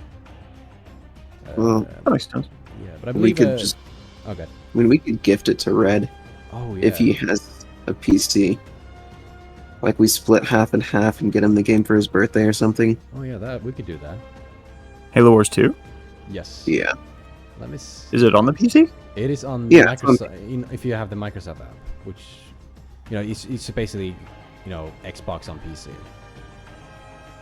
Oh, okay. It's on Xbox app, So yeah. it also, if you have it on digital, it is Xbox Play Anywhere. Do you have to get like what is it? Xbox Live? Not on PC. No. Let's see if I can find it. I cannot find the. Okay, I cannot find the price because I already own it. But the standard edition is just $40 right now. But I wouldn't be surprised if the complete edition isn't. Because if you buy the complete edition, you also get the expansions, and the expansions are pretty good. Especially Awakening the Nightmare. Yeah. Yeah. Right. Do you want me to go to the last question, or would you like, or do you have any other games you would like to see?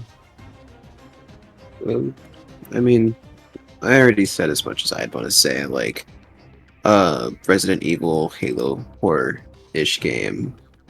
Halo Wars 3. I said a different one, but I'm kind of blanking. So. I think if I had to pick, I mean, honestly, I think it'd be kind of cool to see more like RTS games. Like maybe do like a space battle one where they have like UNSC ships, Covenant ships, Flood ships, things like that. Definitely. What do you say about what do you say about Stellaris? I don't remember which game it was. What do you say, Hero? I said kind of like Stellaris, but I don't know if that's the game I'm talking about. I don't know much about that game, so I can't say. But it's a space combat game, I think. Okay. Oh, yeah, probably like that, maybe. I've been playing, what is it, Star Wars Empire at War. It's that RTS Star Wars game. Yeah, my friend, I think you've talked to him a few times. ODST Cham. Yeah. Do you remember him? Yeah, no, he got me on that game. He made me download a ton of mods for it. Yeah, it was fun. Definitely fun. Nice. Yeah, what was the last question you had for the podcast? It's basically we started discussing it a little bit, but I think we can go in more detail on it now. Halo Infinite is somehow still chugging along and has released new weapons. What do you think about it?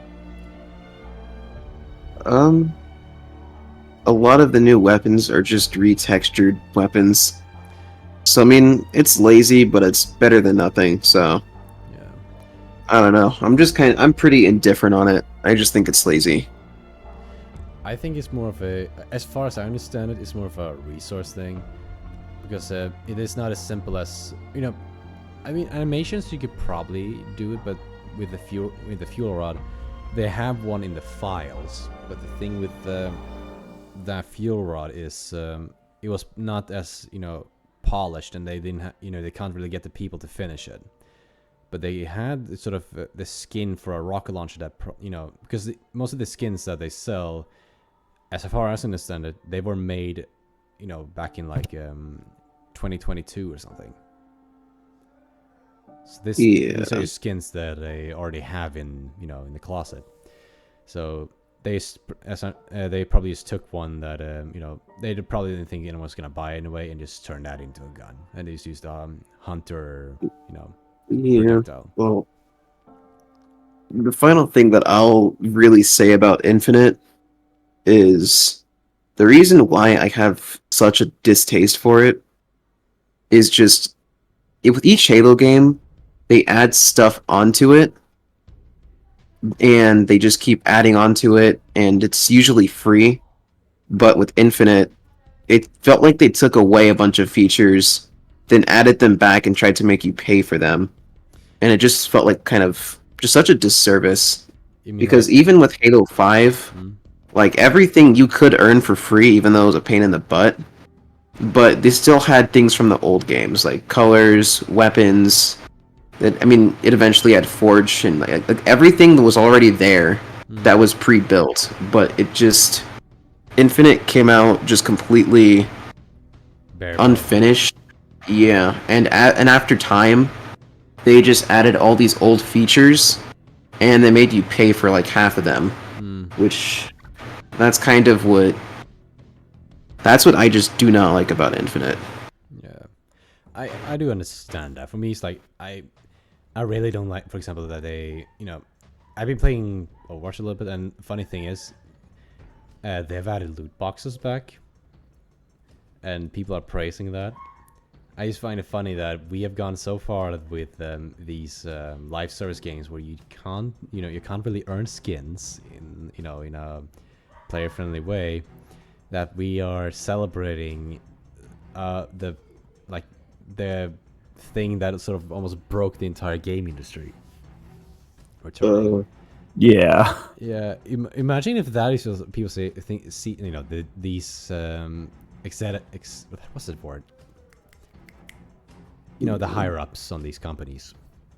Yeah. Like, I would have much rather paid like $60-$70 for Halo Infinite if everything was complete at launch, and you didn't have to pay for skins or anything, or at least colors that have been in the whole game. Colors is I can see what they were going for, but I do not agree with the execution. Like, if it was just like it's different coding, so sort of different, maybe like you can add different camos and different sort of effects on the coloring.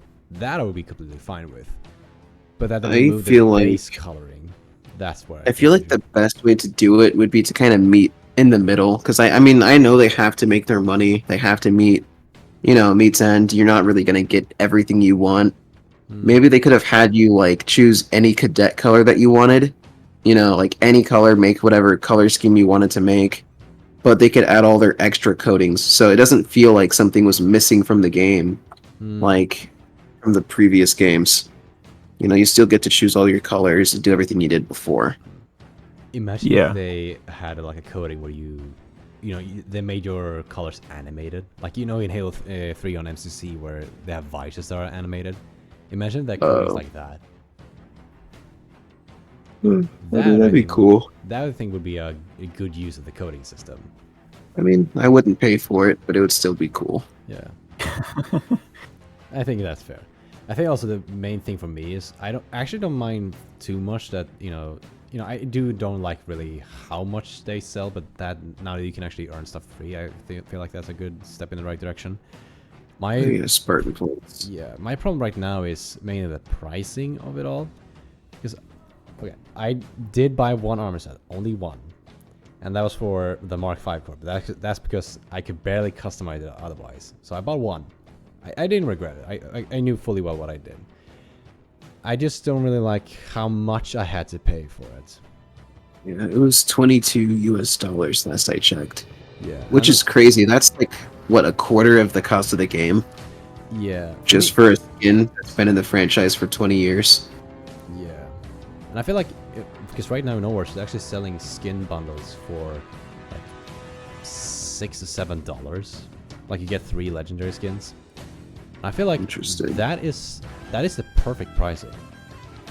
$6 to $7 maybe for 3 skins, for 3 legendary skins.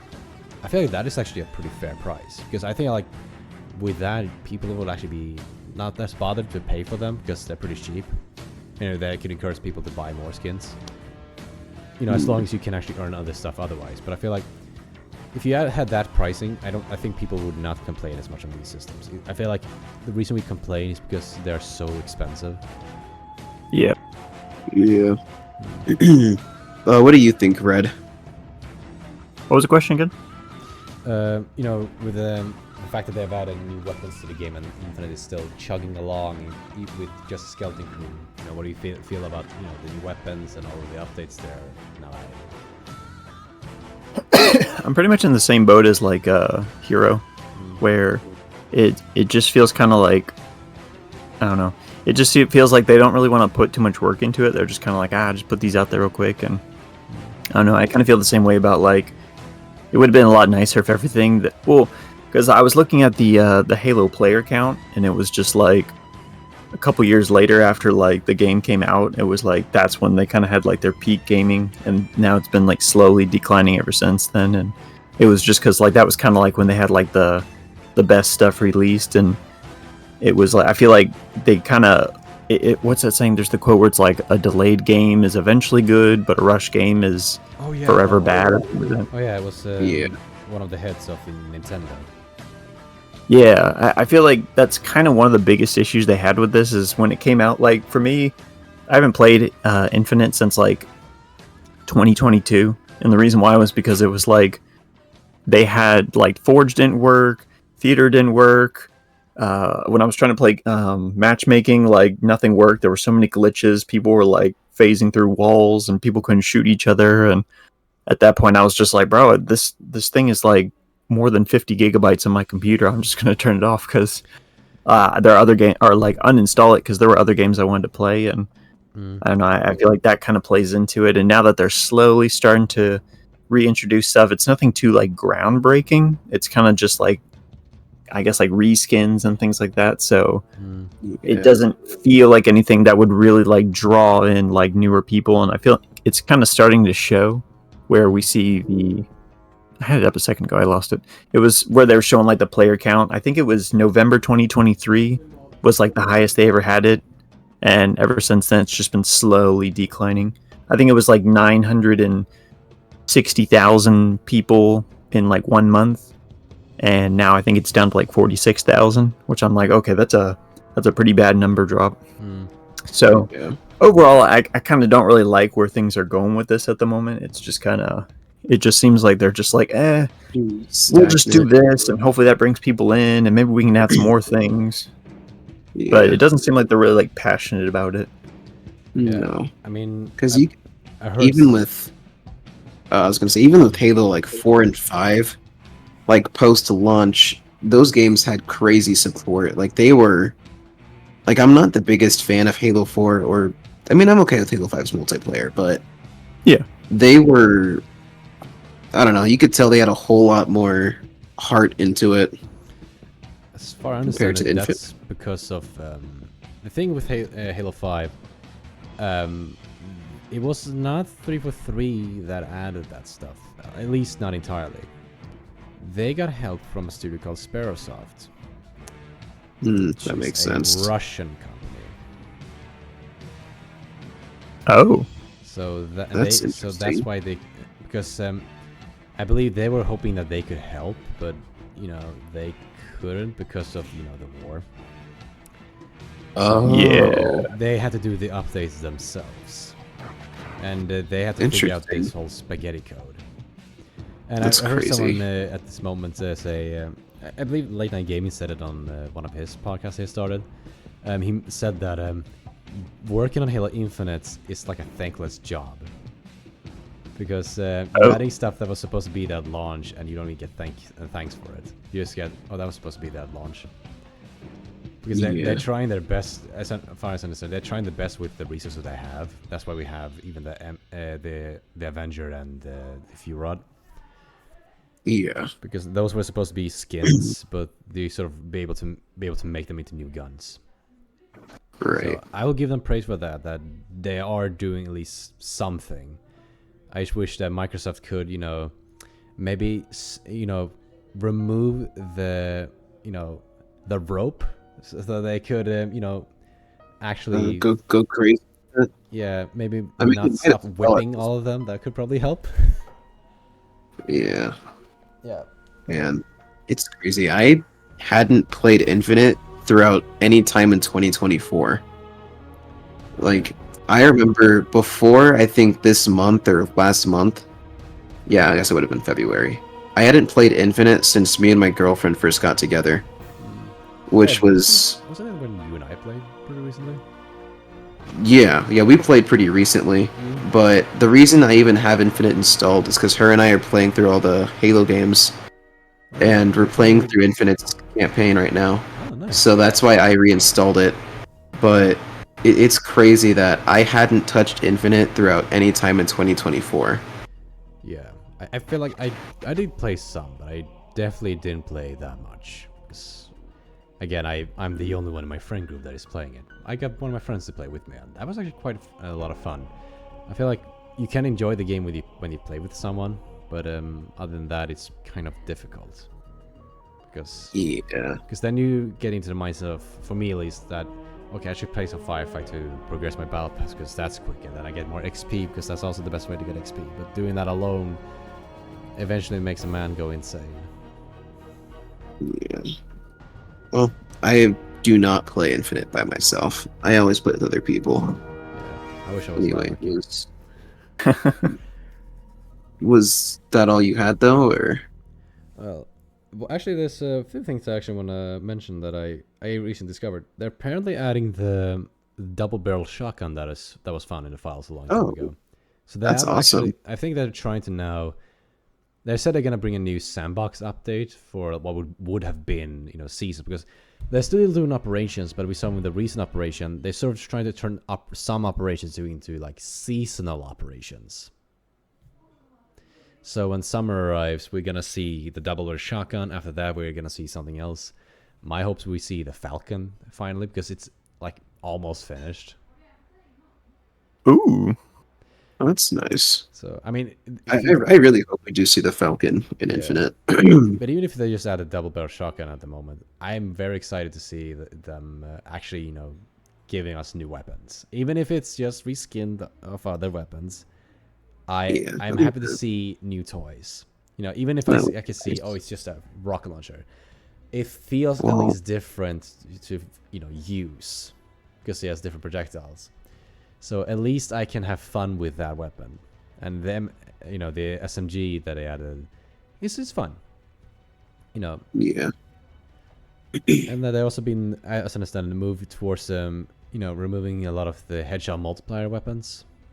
The software can no longer headshot multiplier. Oh yeah. They're trying that sucks. I actually think. I mean, I understand why they're doing it, because people would carry the assault rifle over precision weapons for a long time. But I think it's cool having an assault rifle that actually works. I feel like the assault rifle still works, but I would definitely agree with, I guess, PvE now. It is very difficult to use. Not because it's trash, because there are always like better options. You can always it's better to pick up a battle rifle and just go to town with that instead of using the assault rifle, even at close range. But that's always been the case. But I feel like for the health of PvP, I feel like that's a good choice, because while it's fun to be able to shoot at the head, I don't want to feel like I'm holding a precision weapon when I'm using an automatic.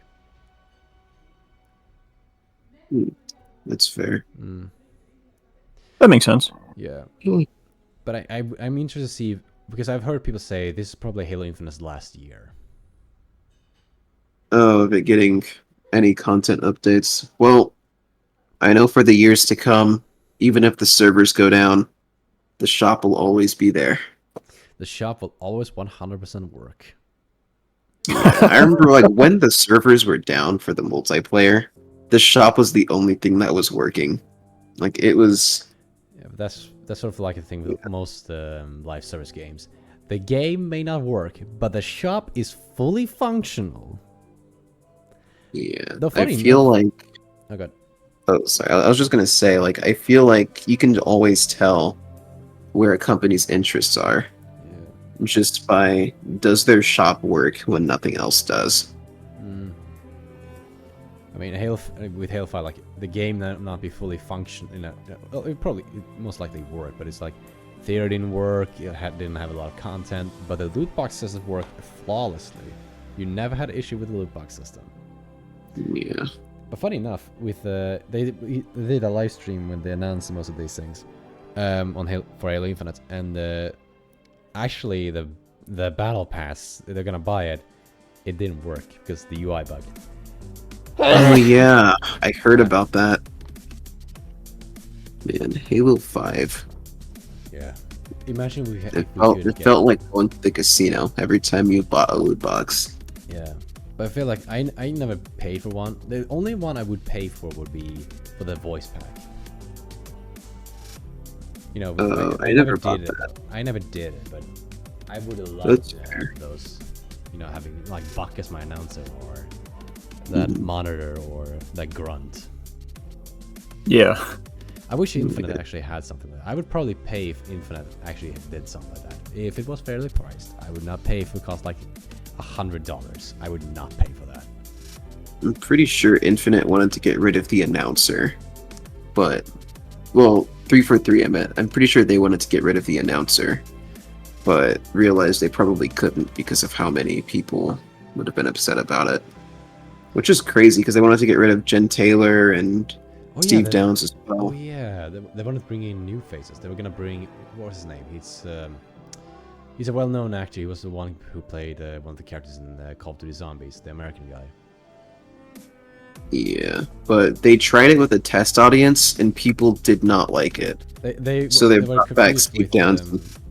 They sort of went confused by, is this supposed to be Master Chief sort of thing? Like, yeah. They didn't know this was supposed to be Master Chief and Cortana. Which is crazy, because they wanted to just reroute the whole franchise pretty much. Like, get rid of everything Bungie made. I feel like if they'd gone with a reboot path, that could have actually probably worked. But they wanted to do a sequel, and that's not how you're gonna go about it. While I really enjoyed Halo 4, I do think it has some... you can definitely tell it's not Bungie. I feel like they went a little bit too far in, you know, at least with the aesthetic. With the Unity, some Unity stuff I would like, but with the Covenant, that they definitely dropped the ball, and with the Forerunners as well. But you were gonna say something. Sorry, I interrupted. No. Nothing that I could really think of. Yeah. Let's hope at least the next game. I feel like we have had this sort of. As Halo fans, we sort of been in this cycle of, oh yeah, the next game's probably gonna be, because they're gonna learn their mistakes, and then we see it not learning the same mistakes, but the next one, no. I feel like they do learn some, when it's sort of like that sort of quote with, they take one step forward and like a billion steps back, almost. Yeah. You know, Halo 4, they took one step back with Master Chief and Cortana's relationship, and with the story. Took many steps back with the art style and sort of the multiplayer. Step forward with equal start with the multiplayer. Took a bunch of steps back with a garbage campaign and not so much of a Halo multiplayer. Infinite, a lot of steps forward, but steps back with not enough content and the shop. It's always been this sort of, and the campaign was good as well, but the open world was a little bit empty. But it's been this sort of tug of war with, okay, which part do they prioritize almost? Like, which game does get the you know, the quality treatment and which part doesn't? You know, Halo 4 had a good campaign, Halo 5 had a decent multiplayer, Halo Infinite had a pretty decent campaign, but and pretty decent multiplayer. So if they can't really pick one to make the best. They have to pick one or the other. They can't really do fully both. Yeah. That is kind of how it feels. Yeah. But a man can hope, at least. Yeah. That's all we can really do in the end. We can just hope and just say, please, please, learn the mistakes from the past game and come on the fuck on! Once we realize it's just...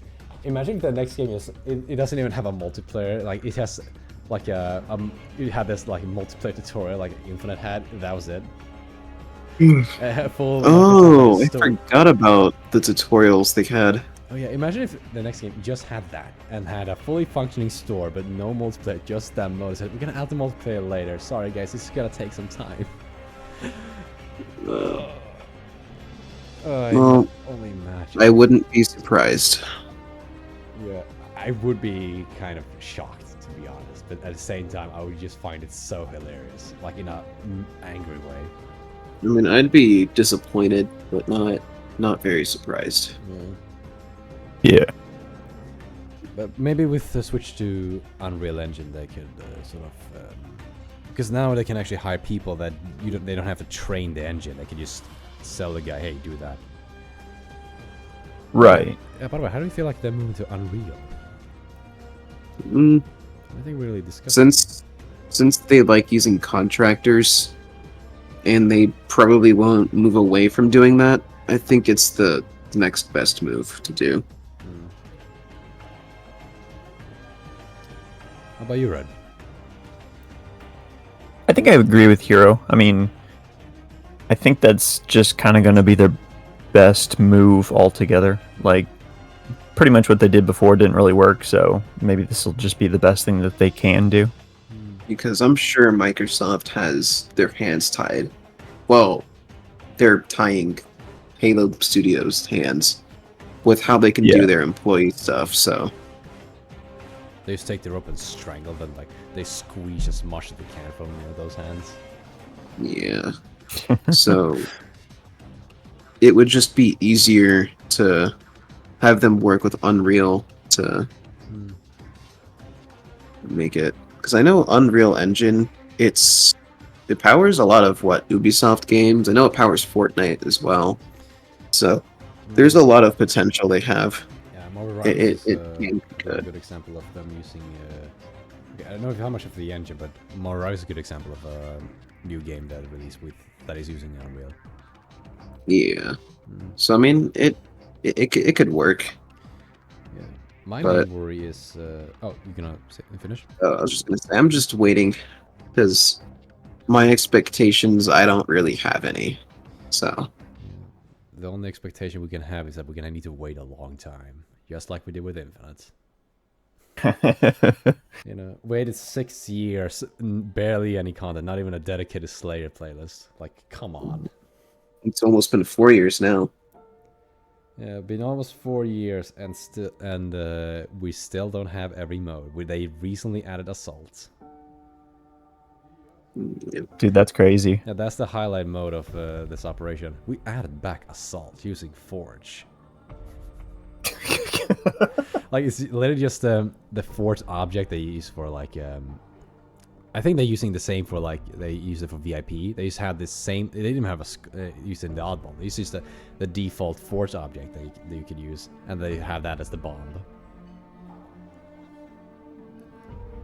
Dang, that's so weird. Yeah. But that also shows how powerful the Forge are. But at the same time, I would like to see something Dev made, but then I'm reminded, oh, they probably don't even have resources to even have that. They probably just have, as I said, a skeleton crew left. Yeah, pretty much, yeah. The one thing I'm worried about with switching to Unreal is optimization. Because Unreal, because I recently done some research on optimization in games, because I've noticed that a lot of games require a lot more. Though maybe it's because I'm using a very old hardware. I use hardware that is now, what can it be? Oh, it's older than Infinite, so most likely, it was like Gymnasium was 18, maybe even 17.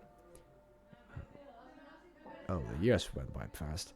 But I've been using this computer for a bunch of years now, and yeah, so I started to see why so many games that look like worse than older games requires a lot more power. Yeah, and apparently Unreal is really not friendly with optimization.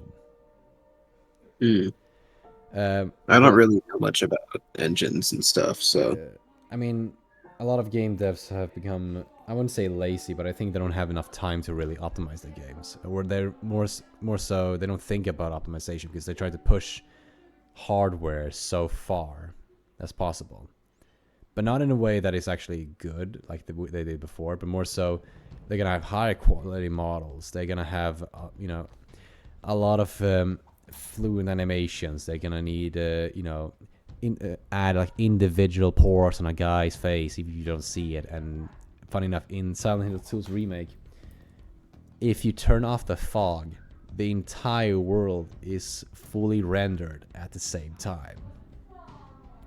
Even when you don't even see the damn map. I never knew that. Because funny enough, in the old Silent Hill 2, they added the fog because they couldn't do that. So it's sort of ironic that years later that fog is just there for aesthetic, but the moment you turn it off, you see how high quality everything is rendered all the time. Which is impressive that it can do so, but that's not good for optimization. And I've heard Unreal is really bad at that as well, because also then it requires a lot of AI technology to upscale games, which is bleh. So I just hope they don't fall for the same traps, but I feel like it's a entire industry thing, so most likely that's going to happen. Yeah. That pretty much makes sense. Yeah. I feel like the only game that is even close to being well optimized is like Marvel Rivals. Even then, that has some issues. Like if you don't have like the modern SSDs, which I recently got, you will be loading into games way later than everyone else. Like I have a bunch of friends that I play on Xbox and one on PC that has the SSD, and I had it for a time now. They get the games almost instantly. And when they're inside the game, I'm still in the loading screen, just because I don't have that SSD. So that is Marvel Rivals, and I feel like a lot of games now also takes a lot of time to load. I feel like that's also an issue of not optimizing correctly. So hopefully the next Halo games don't fall for that trap, but I wouldn't be surprised. Yeah. I wouldn't be surprised either. Just gotta wait and see. Gotta wait and see. I wish I didn't have to say that, since we've basically done that for, as I said before, like between Halo 5 and Infinite. But as I said, pretty much why I have like Halo fatigue at this point, because I'm just like, everything they kind of put out doesn't really seem to like meet my expectations, so I'm just like, eh. I mean, the only, I would say, like, real W they've had is with Halo Wars 2. Because that sort of promised a better future for the franchise, and Infinite sort of went into that direction, but not fully committed, with especially with the multiplayer. Right. Yeah. But we'll see. Who knows? Maybe they'll turn great, or maybe it'll turn like Star Wars again, and we just get a bunch of small games with stories that you have to watch play other games to understand. Let's hope not. By the way, do you know what is going on with the whole Filoniverse, as it's apparently called? Have you been keeping up with that? What is it? What was it? The Mandalorian and all that. Oh, the Mandoverse? Yeah, I feel like they called it I Filoniverse now. Recently, because my girlfriend and I, we just watched through all of Star Wars, except for the sequel trilogy. So we watched through the whole Mandoverse. We didn't watch Andor, or what was that new one, that new show that came out? Acolyte. I didn't watch Acolyte or Skeleton Crew. Oh yeah, Acolyte. I've only heard negative things about that. I was gonna say, I've only heard bad things about Acolyte. Yeah. But I heard it was the greatest show on the planet. Yeah, I don't know. I heard that. Where you heard that one from? I heard there's a few people out there who will like argue to like the grave that it was actually one of the best Star Wars shows on the planet, and I'm just like, yeah, I know. I'm like, why? Well, there's only one person that I know that liked the show, and it's only because she's acquaintances with someone who's worked on the show. So there's like extreme bias with it. Yeah. Imagine if that person like sees this boss and goes, "I'm gonna get you for this, hero. I'm not biased." But yeah. So the Mandoverse is pretty. I don't know. It's decent, but I just don't know where it's headed. That's the big thing that worries me. I've heard that they are trying to end it all with a movie. Oh, I heard about that. So I think that's probably going to be the end. With the rest of the shows, I have no idea. I mean, I hope we get Thrawn heir to the Empire. Yeah, that's what I'm hoping. That'd be pretty cool. I wouldn't be surprised if we didn't get that though, because the whole reason, I mean, the whole reason the book isn't canon because Disney didn't, you know, with all the books they wanted to do their own thing, so probably wouldn't want to adapt that. They're probably just gonna want to do their own thing. Yeah. Yeah, probably make a worst version of it because they think they know better. I mean, as we saw with Star Wars, especially with the sequel trilogy, they thought I wouldn't say the entire crew, but most, you know, some parts of it definitely felt like, oh, we know how to do Star Wars better, but in the end, you just made a worst version of it, you know, a trilogy that barely connects to itself. Yeah. Trying to kind of think about Star Wars. Yeah, it's kind of hard now. I mean, when I grew up, it was like sort of one of the big things I like to think about. Now it's I very rarely like think of Star Wars. Like I was gonna say, kind of lost a lot of its magic, I would say. I feel like the closest thing I come to Star Wars is thinking of the Old Republic. But that's because I spent a lot of time playing that game. I think I could be wrong, but I think I have like 600 hours on that game. That's the one part of Star Wars lore that I don't know much about, and I really do want to get into it. But there's two games I would like to play. It's Knights of the Old Republic 1 and 2. I really want to play those games. Yeah. I've heard they're supposed to be really, really good. Though the combat can probably be very janky. So we'll see. Well, I mean, it's pretty old, so... Yeah, I believe it takes inspiration from D&D in sort of a way. Yeah. Yeah, why are they making a remake of that as well? That wouldn't surprise me. Yeah, they announced it and they have gone nowhere with it. Oh yeah, that's right. That's right. I've kind of forgot about that. Yeah, I think who knows? Maybe Disney forgot it as well.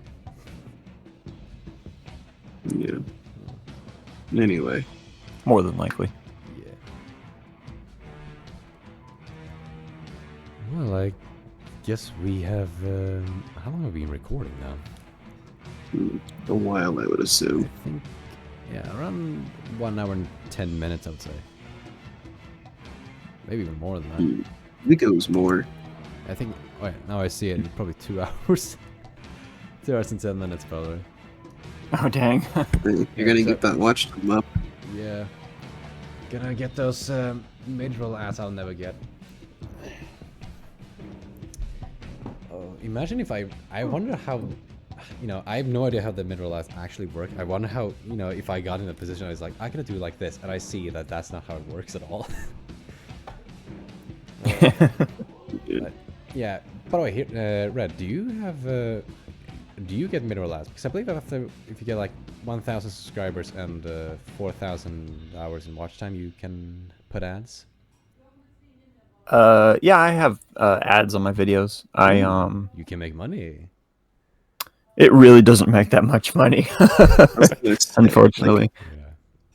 I've it's heard like, if you want I to think make like decent money, you have to get like 100,000 views, like roughly per video or something. Yeah. Oh yeah, definitely. The I think like last year I made like $100 the whole year, which I'm like, okay, it's decent. But really, the only thing that kind of like carried me was that Forerunner video. Oh, I see. Great video. I really like that one. Yeah, it was I don't know, it was pretty solid. Divisive, Definitely. apparently. Yeah, I saw your response. It's not even a hot take, because Because you just went over what Bungie thought and 343 thought, and I agree with that.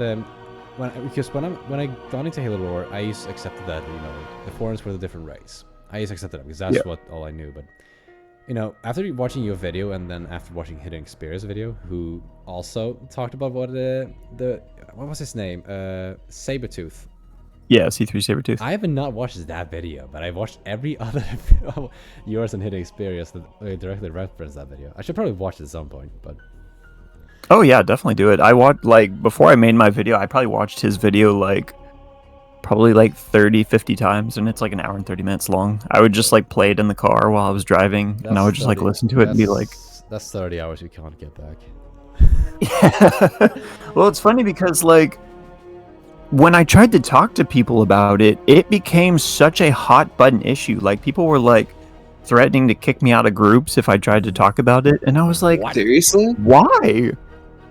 Yeah, I went to the They're a bunch of I went to the right, I went to the official Halo Discord server, and because this was when I first heard about it, I asked them about. Boy, they were ready to kill me. They were like, "This is such a stupid take. Why do people always bring this up? You're an idiot." And I was just like, "I was just asking a question." Yeah, I feel like I think it's No, funny. I got. Oh, go ahead. Oh, I was gonna say I got banned from the Halo Discord.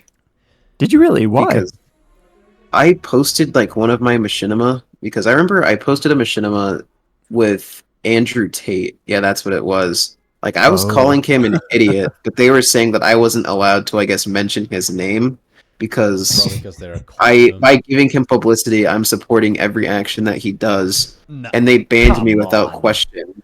That's like the whole thing all if over they again. took 30 seconds to actually talk to me, they would know that I don't know, they would just know where I stand, or if they even watched the video, which I could tell they didn't. Right. Okay, I just have to say this. If you say just because you're bringing something up that you're supporting it, was the same thing people said, if you buy Hogwarts Legacy, you're apparently a that was transphobe. funny. Yeah. A lot of my friends bought it just because of that. Because I actually had talked with this with a few people at my school, and we discussed it. We didn't go as aggressive, but they mentioned that because I asked them about because a lot of people reference to a J.K. Rowling tweet, and she said supporting the game is supporting her beliefs or something like that, and supporting her products is sort of supporting her beliefs, which is a dumb take, but the only. I actually asked them for a source, and they didn't have it. They said they did have it at one point, but they don't longer have it. But I did have a source, which was Actman's video, who showed the original tweet, which was someone asking her, "How do you feel like you've lost entire audience because of your beliefs?" And she said, "I look at my recent paycheck and see the pain go away pretty quickly." That was what she said. And it is not giving me money supports my beliefs. Just I don't care. I get money. People like my work. I'll stop complaining. That's sort of the vibe I got. Yeah. Yeah. I feel like bringing that sort of mindset to the whole foreigner thing. It's fine if you like that the foreigner different species. I personally really liked that at some point, but nowadays I moved more into liking that humans were foreigners is more interesting. Because then also, because otherwise you also have to ask the question: why, in freedom's name, didn't the foreigners bring themselves back and give everything to humanity? Yeah, well, I've had that conversation with people. Humanity part, okay, I can understand the humanity part, but why not bring themselves back? So the argument that I've gotten from people is that they'll come out and they'll say the reason why the Forerunners didn't bring themselves back, but they brought humans back, was because they were basically like, oh, we failed to defeat the flood, so therefore as punishment we're going to, I guess, genocide ourselves. Which is a dumb idea. Yeah, it's, when you really start like asking questions, you're just like, wait, none of these arguments make any sense. Because I heard an argument where like they felt shame. Yeah. I was thinking, oh really? Shame is gonna make sure that your entire species go out. wow. That's just not how. I know they're aliens, but they're basically like humans. That's not how humans work. Even that. If you feel shame, you wouldn't, let's say you feel shame about something, you wouldn't sacrifice your entire species because you feel shame. Not everyone's gonna feel that shame. No, I think the one argument that gets me the most is when I talk to people about it, I'll be like, Bungie wanted humans and Forerunners to be the same, and they'd be like, oh, well, no, they didn't, because was it Paul Russell said they were supposed to be separate, and I'll get the quote where he was like, oh yeah, so all Forerunners are supposed to be humans, and I'll show them that, and they'll be like, oh, well, what does Paul Russell know? And I'm like, well, then why did you use him as a source to begin with? And then they'll kind of do this thing where they go through, they're like, well, okay, yeah, maybe he said it, but, all of Bungie agreed. And I'm like, who's all of Bungie? And they'll be like, read the Halo 3 terminals. And then I'll be like, Paul Russell literally contacted the writers who wrote the Halo 3 terminals, and they said, yeah, the humans and Forerunners are supposed to be the same. We wrote the Halo 3 terminals to show that Forerunners are human. And they'll be like, well, I mean, still, Bungie still all agreed as a whole. And I'm like, who is all of Bungie if all of Bungie had all agreed that they were the same? Didn't you use, as well as Marty's example, and you said that he's openly said the humans and Forerunners are the same. Like, he was recently on a podcast with, I don't know if you heard the channel, but Shredded Nerd. He was on the podcast with him, and he basically said that, the rule, when they discussed the idea of rule cool of Halo, just, that's why humans and Forerunners are the same. He just dropped. Right. He's openly said humans and Forerunners are the same. I feel like it would have helped if Bungie was, because this is one thing I didn't really like. One thing I dislike about Bungie's trilogy. I feel it would be a lot better. We have Guilty Spark, but I feel like it would have been a lot better if it was much more clear that humans and Forerunners are the same.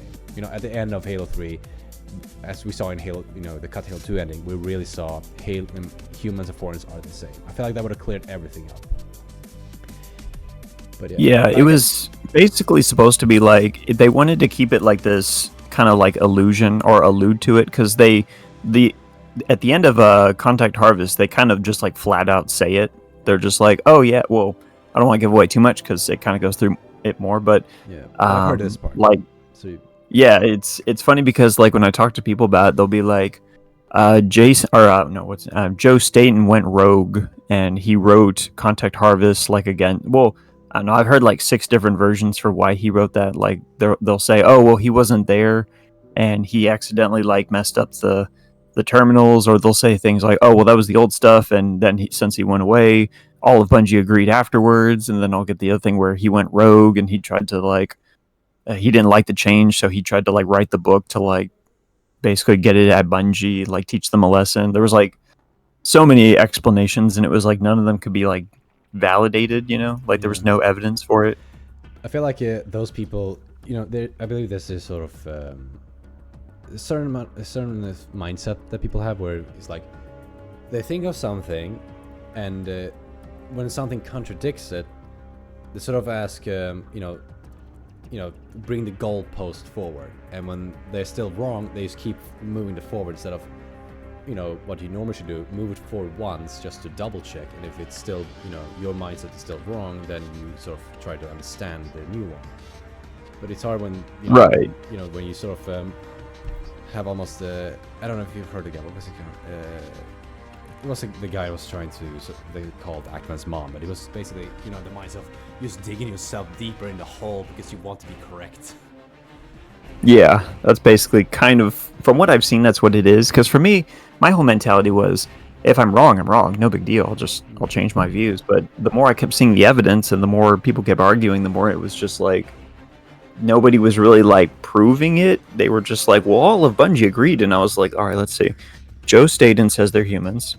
Marty said they're what is it? Marty O'Donnell says they're humans. Paul Russell says they're humans. What's his name? Marcus Leto. He says they're humans. And it was just like, I kept going through the list, and I was just like, all right, so they say humans, they say humans, they say humans. I'm like, who are these Bungie people that say that they're not humans? Did and, they'll always be like, they were humans as well at some point? Wait, what? Didn't Frank O'Connor, when he was at Bungie, didn't he also mention, like at least allude to it, they were humans?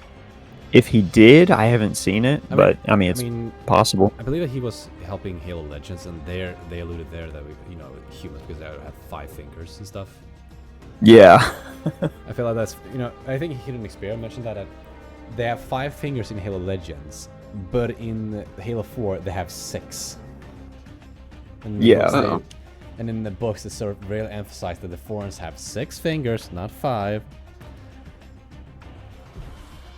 Yeah, I think the only person who had 5 fingers was the librarian, and they said that was supposed to be like an extremely rare thing. Like there was like no Forerunners that had that except for just her. And then they showed like all of the Forerunners in Halo Legends all had 5 fingers. Yeah.